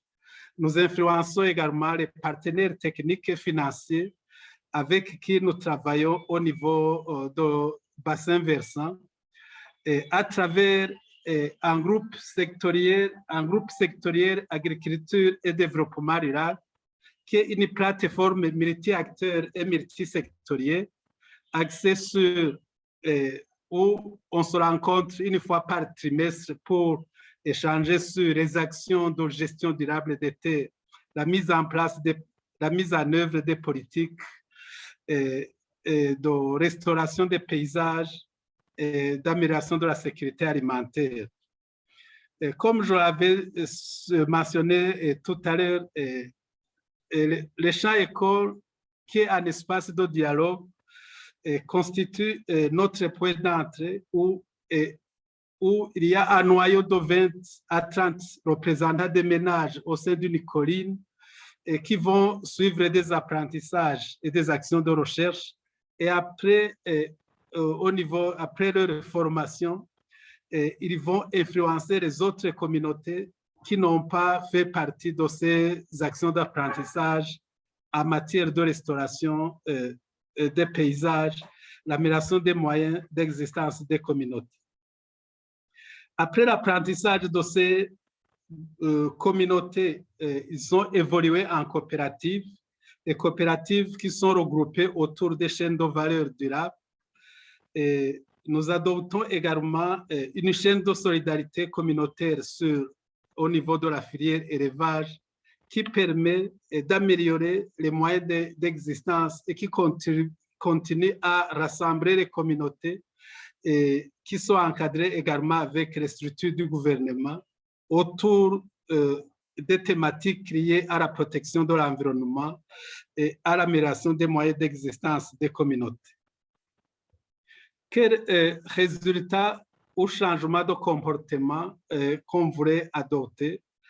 D'abord, c'est la vision à long terme des communautés de leur paysage. On essaie de leur amener à avoir une analyse critique de leur paysage et des communautés, et même en dessinant une carte qui montre la situation de départ et une carte qui montre, qui décrit l'état actuel critique de leur paysage sur le plan socio-économique et écologique.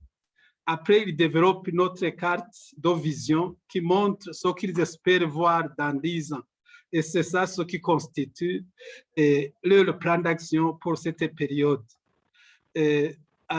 Notre changement de comportement, c'est l'entrée de la cohésion sociale à travers une caisse de résilience, à travers les épargnes et crédits qui permet aussi à contribuer à améliorer les moyens d'existence des communautés.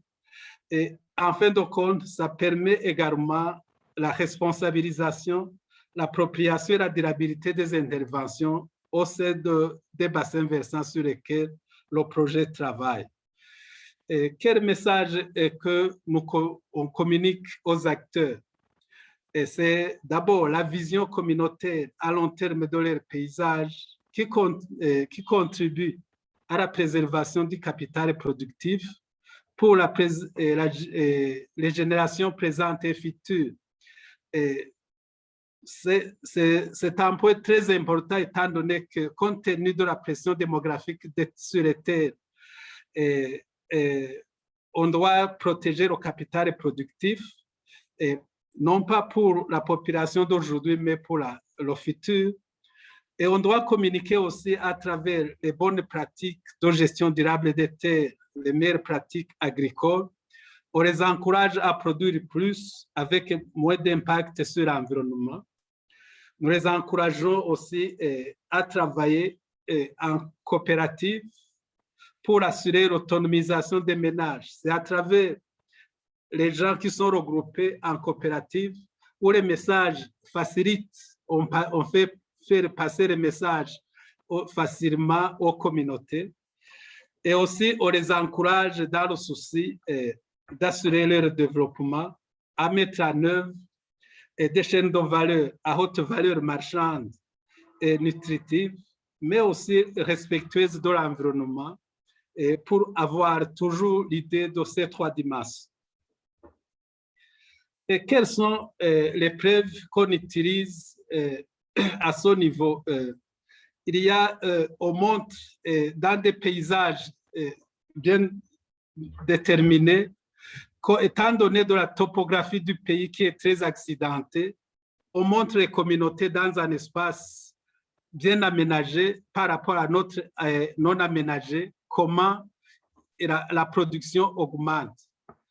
Et on passe également par des actions de démonstration et par l'analyse des agroécosystèmes qui permet aux communautés et même avoir les résultats de l'aménagement, de l'adoption de bonnes pratiques agricoles et de protection de l'environnement. Et il y a aussi l'analyse coûts et bénéfices de toutes les interventions, à tel point que les communautés voient si les interventions qui sont en train d'être menées sont bénéfiques ou pas. Étant donné, compte tenu également du contexte du pays caractérisé par la rareté des terres, nous mettons en avant également l'approche d'intégration agro-sylvo-zootechnique dans le souci d'assurer l'optimisation de la production par unité agricole et zootechnique. Nous développons également une chaîne de solidarité communautaire. Le projet a pris l'option de multiplier les porcs comme ce sont des animaux très prolifiques qui permet aux communautés d'avoir des revenus rapidement. Et on essaie d'avoir une chaîne de solidarité quitte à ce que le premier bénéficiaire qui reçoit un animal, il va le céder à son voisin et le voisin va faire de même, quitte à ce que au niveau de toutes les communautés du bassin versant, ils bénéficient de cette chaîne de solidarité. Et nous mettons également en avant une caisse de résilience qui permet la cohésion et l'entraide mutuelle. Aujourd'hui, au niveau des communautés qui sont encadrées, un enfant ne peut pas manquer d'aller à l'école par moyen de financier, ou il ne peut pas avoir des soins de santé grâce aux moyens de financer, grâce à cette caisse de résilience qui permet à résoudre tous ces problèmes et assurer la cohésion au niveau de la communauté. Quelle expérience utiliser en appui à ce message? Ce sont les actions d'apprentissage par des actions de recherche sur les différentes thématiques qui sont liées au niveau de leur paysage, à travers notamment la conservation des eaux et sols, l'amélioration de la production agricole.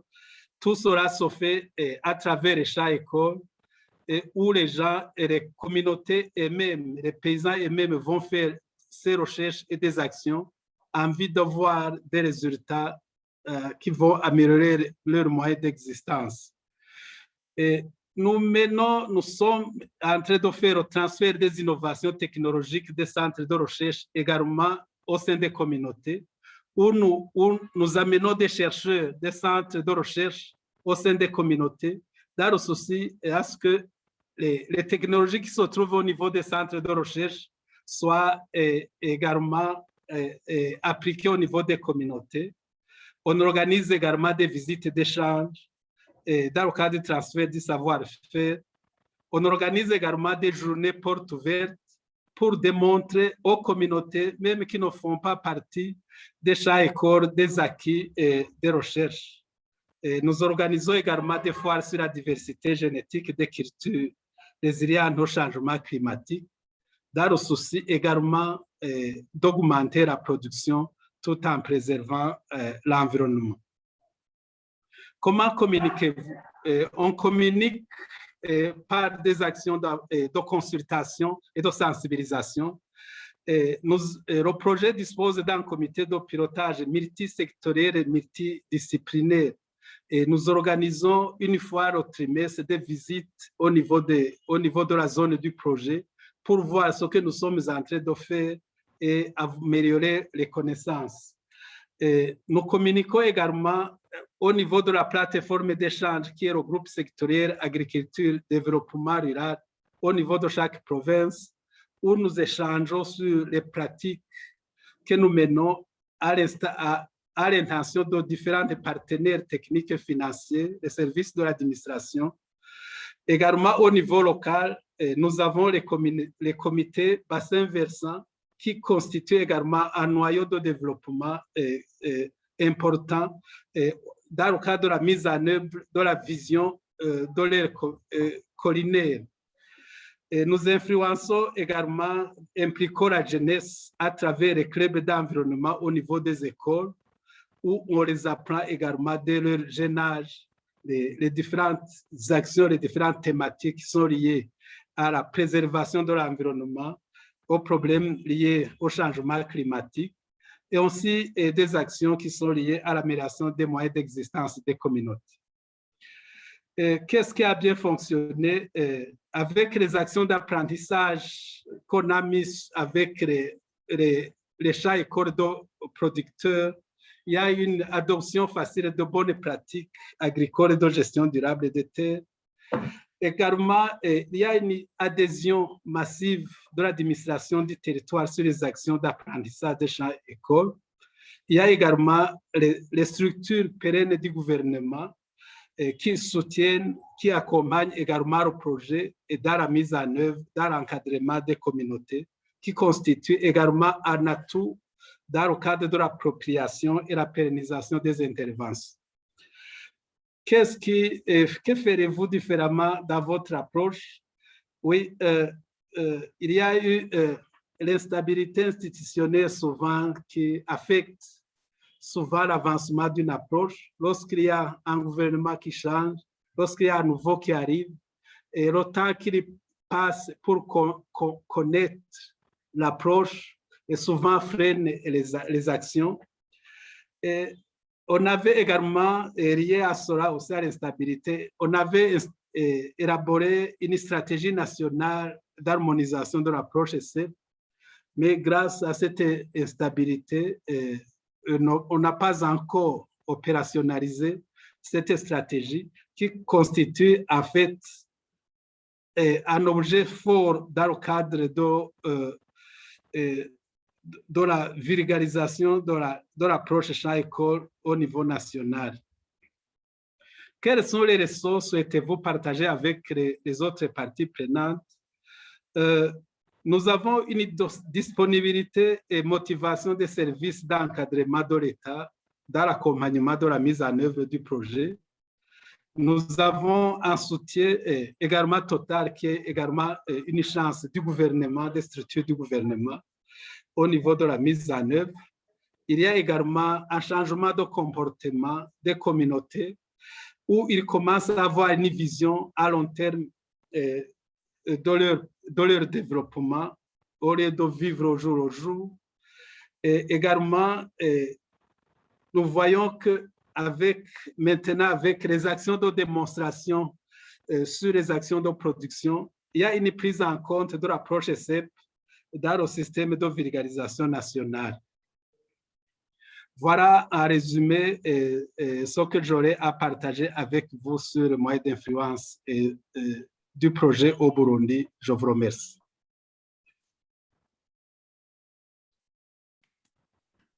Thank you so much, Salvatore. That was outstanding.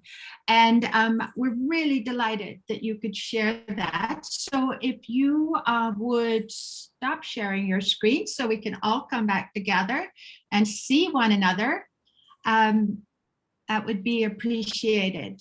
Superb, superb. Okay, ladies and gentlemen, we're running behind on time as we usually do because there's so much to cover. But let's open the floor to questions for our three speakers or to Emily or Sabrina.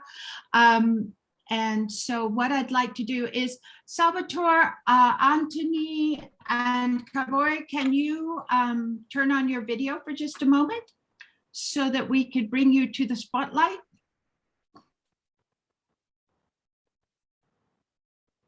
Thank you. And Salvatore, can you put on your video? I hope you can. And Kabore.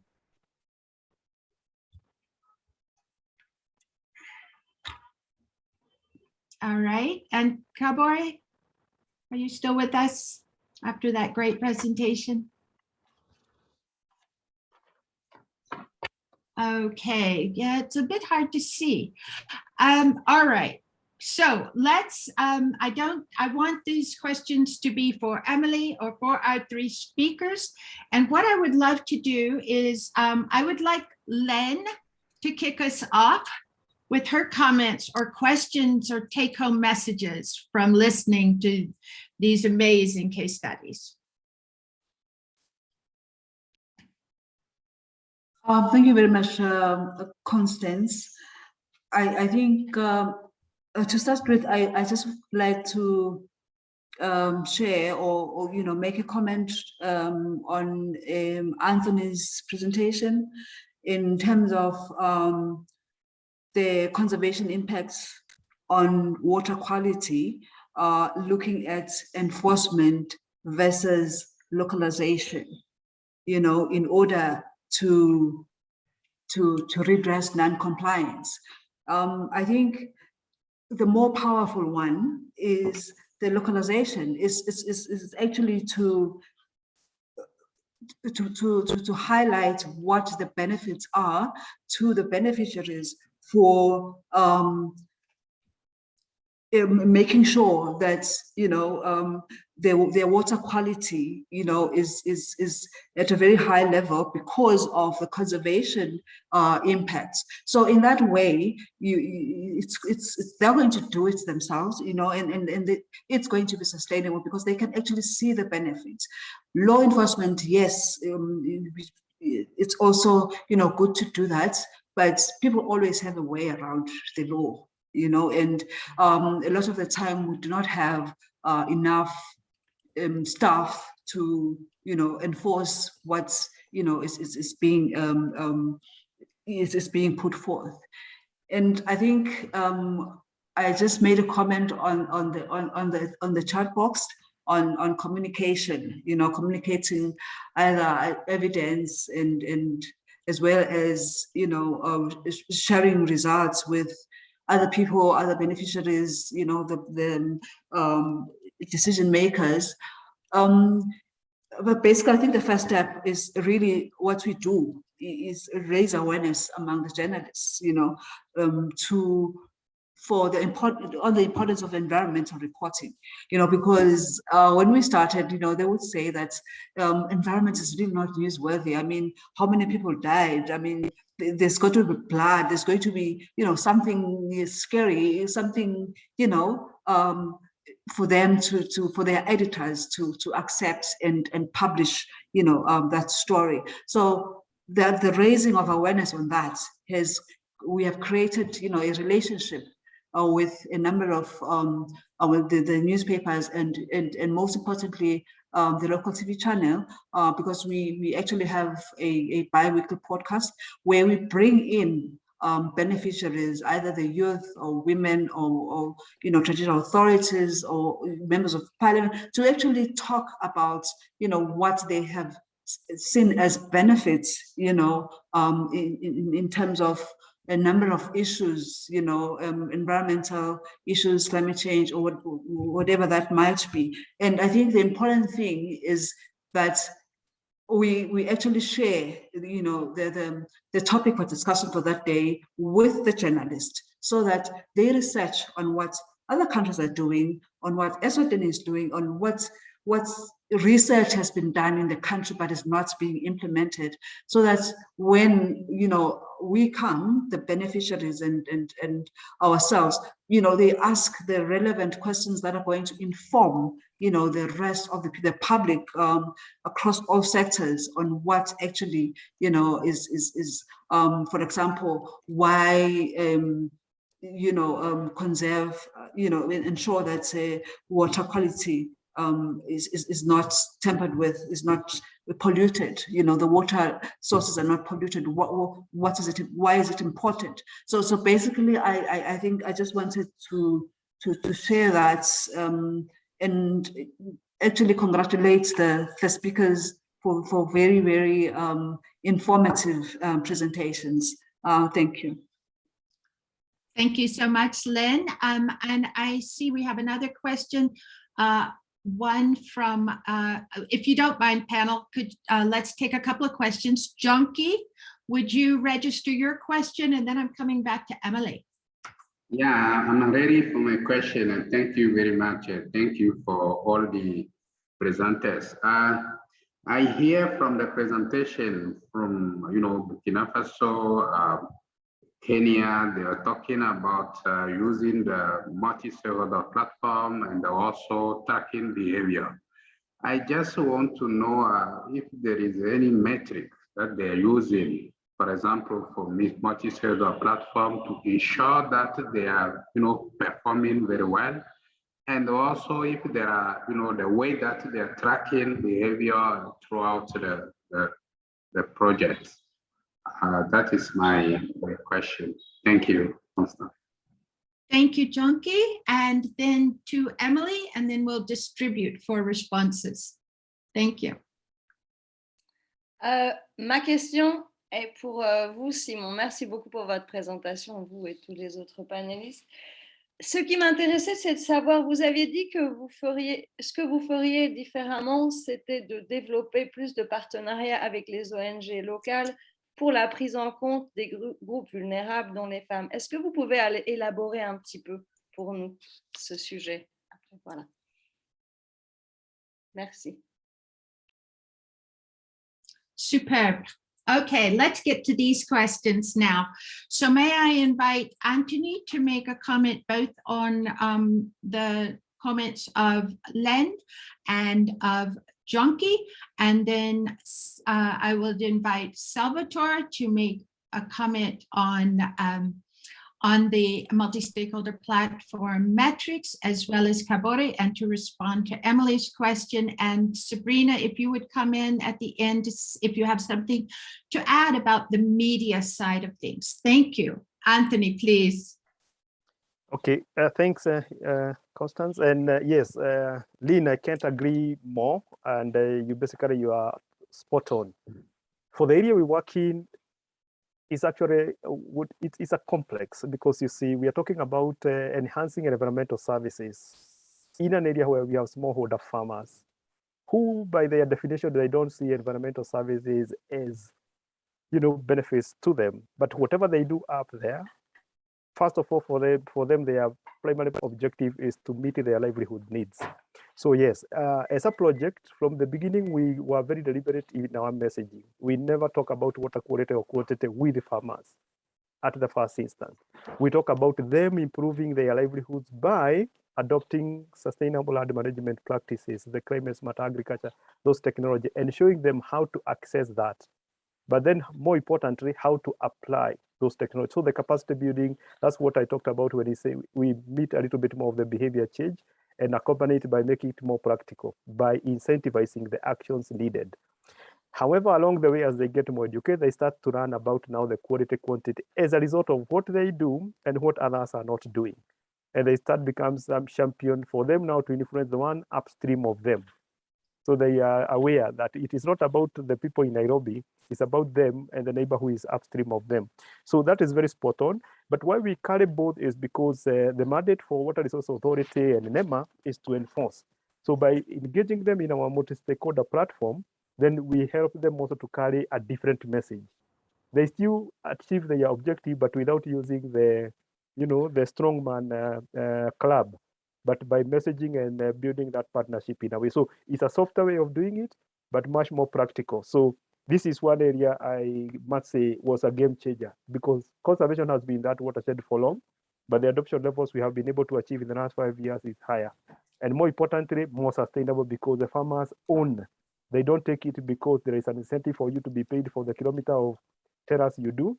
They see the benefits of the kilometer of terraces they do in increasing their fodder, get better milk, get higher income, that kind of chain linking, so that the benefit is visible.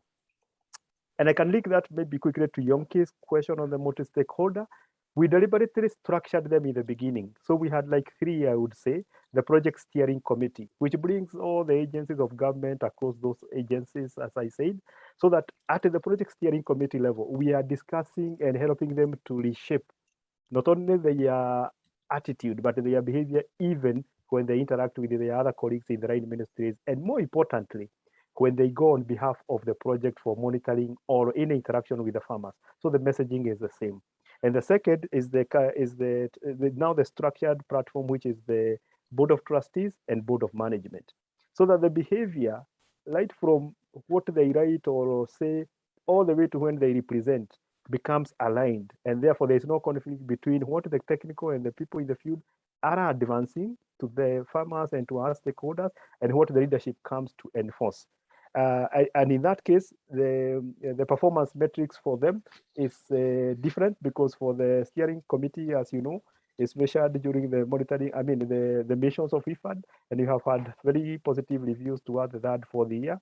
The same with the board of trustees and the board of management, again, reflecting very well, including the approval by IFAD to transition the water fund structure as a governance to take the water fund forward. So I would probably say that in a nutshell is how we've been tracking, and we can show that evidence of the same. Thank you. Superb. Thank you. And we're going to have to just, if you don't mind, keep the responses quite brief, as we're starting to really run out of time. Salvatore, would you take the floor, please, and talk about metrics? And then I also see that Kabore has asked you a question about the institutional instability, which did not facilitate implementation. So he wanted you to make a comment about that. Salvatore?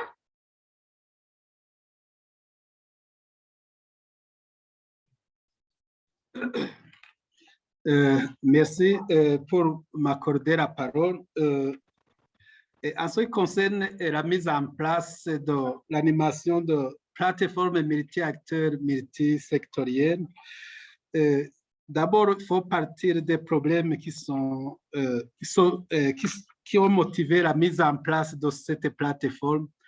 Ici, dans le pays, on a beaucoup d'acteurs. On a beaucoup d'acteurs qui sont impliqués dans la gestion durable des terres, avec des approches, des pratiques souvent différentes et contradictoires, souvent qui désorientent même les communautés bénéficiaires. C'est dans ce cadre alors que le gouvernement a songé à mettre en place ce groupe sectoriel agriculture et développement rural qui rassemble tous les acteurs qui travaillent dans le secteur de la gestion durable des terres et amélioration de la sécurité alimentaire, dans le souci d'harmonisation des approches et aussi dans le souci également d'éviter la dispersion des efforts. Donc, nous avons au niveau national maintenant une plateforme qui est pilotée par le ministre elle-même, le ministre de l'Environnement et l'Agriculture dans ses attributions. Et il est entouré avec les partenaires techniques et financiers qui œuvrent dans le secteur, que ce soit les agences des Nations Unies et les coopérations techniques. Il y a les ONG, il y a les projets où nous avons une fenêtre suivant les thématiques qui nous concernent, où nous influençons en ce qui est au niveau de l'adoption de bonnes pratiques, en montrant avec des évidences ce que nous sommes en train de faire avec les communautés. Et cela, ça permet d'aider les communautés. C'est dans ce cadre-là que même ce qui a motivé même à ce que l'approche CEP soit intégrée au niveau de la vulgarisation nationale. Ça, nous avons cette plateforme au niveau national et au niveau des provinces, nous avons la même réplication des décisions qui ont issues des décisions au niveau national. Et au niveau des bassins versants, nous avons un comité bassin versant qui regroupe les partenaires techniques qui œuvrent dans le même bassin versant et également avec des représentations des communautés et dans le souci de discuter de toutes ces approches. Donc, cela nous permet d'avoir une vision commune au lieu de travailler en concurrence, mais travailler en synergie au niveau des bassins versants sur lesquels on se trouve. Effectivement, au niveau de l'instabilité institutionnelle, c'est que vous voyez, avec le changement, s'il y a un changement de gouvernement, il y a des structures, des cadres qui on change de nouveau. Le nouveau arrivant souvent, il arrive qu'ils ne comprennent pas l'approche, les thématiques, et il faut prendre un peu de temps pour les expliquer. Et entre-temps, le temps que ça peut prendre, ça peut nuire à l'avancement des activités du projet, comme les projets sont limités dans le temps et dans l'espace. Voilà, c'est ça un des problèmes, mais ça finit par trouver une solution, étant donné que les communautés elles-mêmes sont déjà préparées à l'avance et à côté du plaidoyer au niveau des explications, on organise des visites ensemble au niveau des communautés, ce qui prouve également facilite un peu l'adoption de ces pratiques. Voilà un peu en ce qui concerne au niveau du fonctionnement de la plateforme et la problématique de l'instabilité institutionnelle. Au niveau de l'implication des ONG, les ONG sont également impliquées dans la mise en œuvre du projet. Merci. Je vous remercie. Thank you so much. So I would like us now, we are really sadly behind on time. What I'd like to do is just to invite, I just want to say two things, and then I'm going to invite our colleagues who have been so kindly generous that they will close. I just want to remind people that we have this framework which you can draw upon, to which you can add tools. And we will look forward, hopefully, for some follow-up dialogues around this framework. And I also wanted to remind people that from last year, we also have the toolkit, which has how to use the different tools that are discussed in the advocacy framework. So Stefano, may I please invite you on behalf of FAO to make a couple of closing remarks? Yes, thank you very much, Constance. Really, I'm not really the closing remark, but just some word to thank everybody. Okay, I'm Stefano Mondovi from FAO. Under the regional hub of the Resilience Food System Program, FAO is the lead agency for the science and policy component, within which the advocacy training held today has been organized. The program is funded by the GEF6 through IFAD, and it is implemented in 12 countries in sub-Saharan Africa. I would like to thank particularly the shared team, all countries, and all participants who actively participated at the very constructive and open exchanges.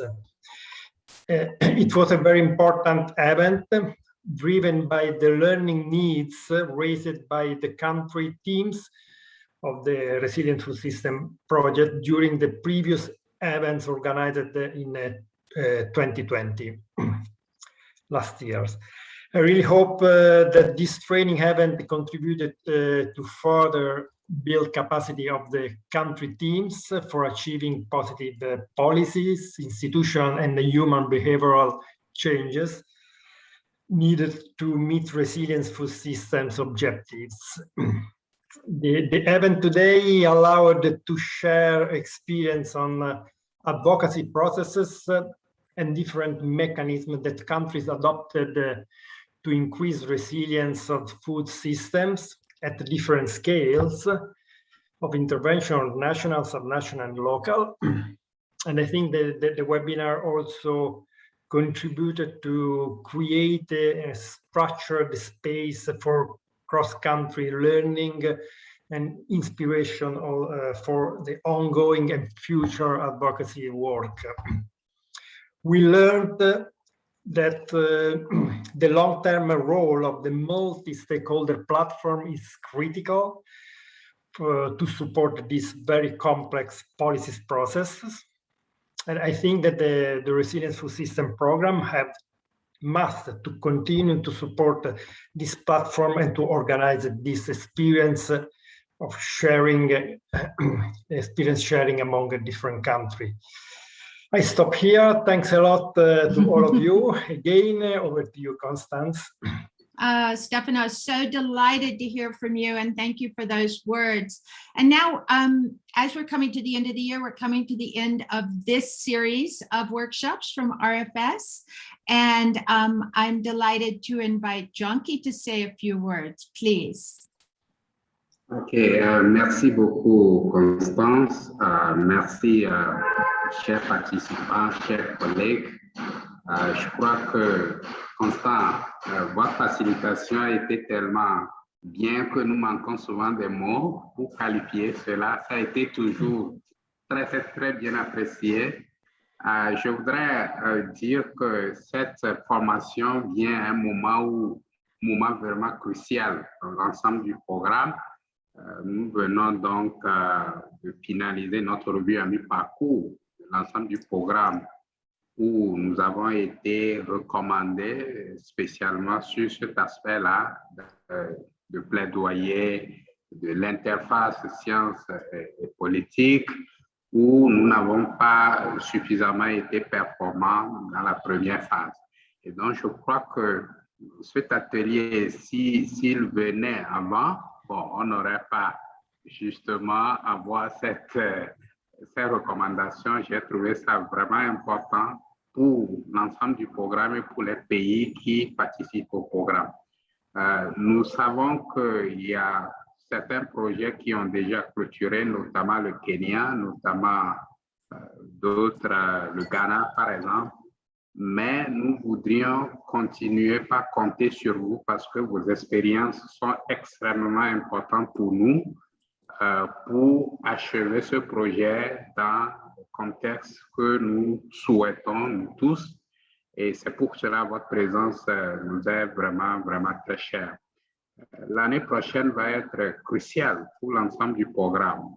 Nous irons, à la fin de cette semaine, à la planification de nos actions, tenant compte des recommandations que nous avons reçues au cours de l'évaluation. Et je pense que les questions sur le plaidoyer, l'engagement politique seront extrêmement importantes dans ce processus qui nous attend l'année prochaine.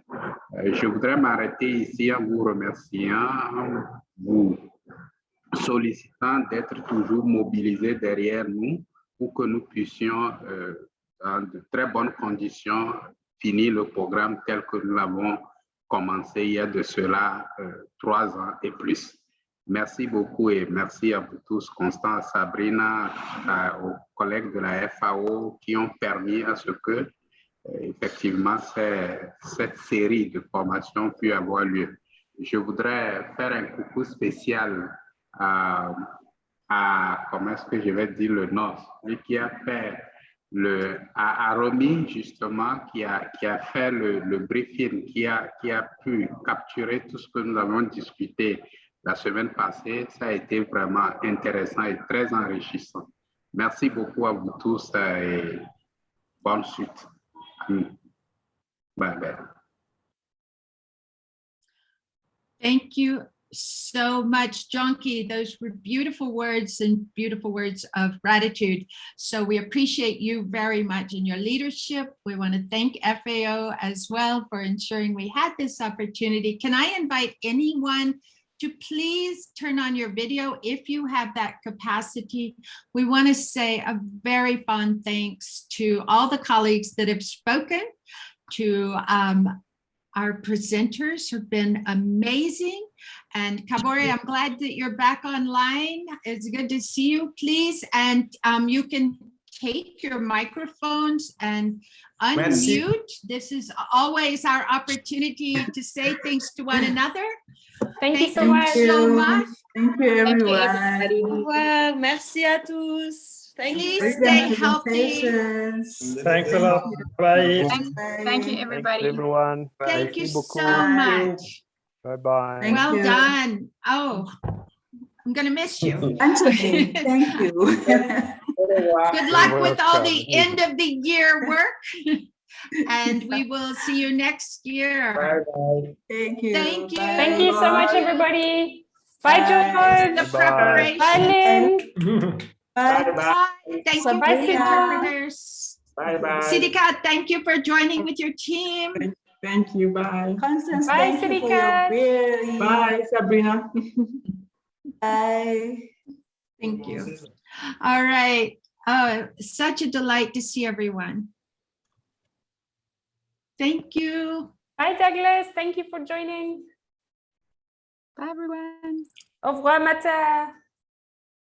Thank you, Gwe. Good to see you. Sar, thank you. Merci, All right. Mata. Au revoir, Sénégal. Hassan. Sí, au revoir, ça a été intéressant. Merci. Ebon. Thank you. Simbeni. Ah. And Nyandi. Thank you, everyone. Thank you, Anne-Sophie, for supporting us. I hope you feel much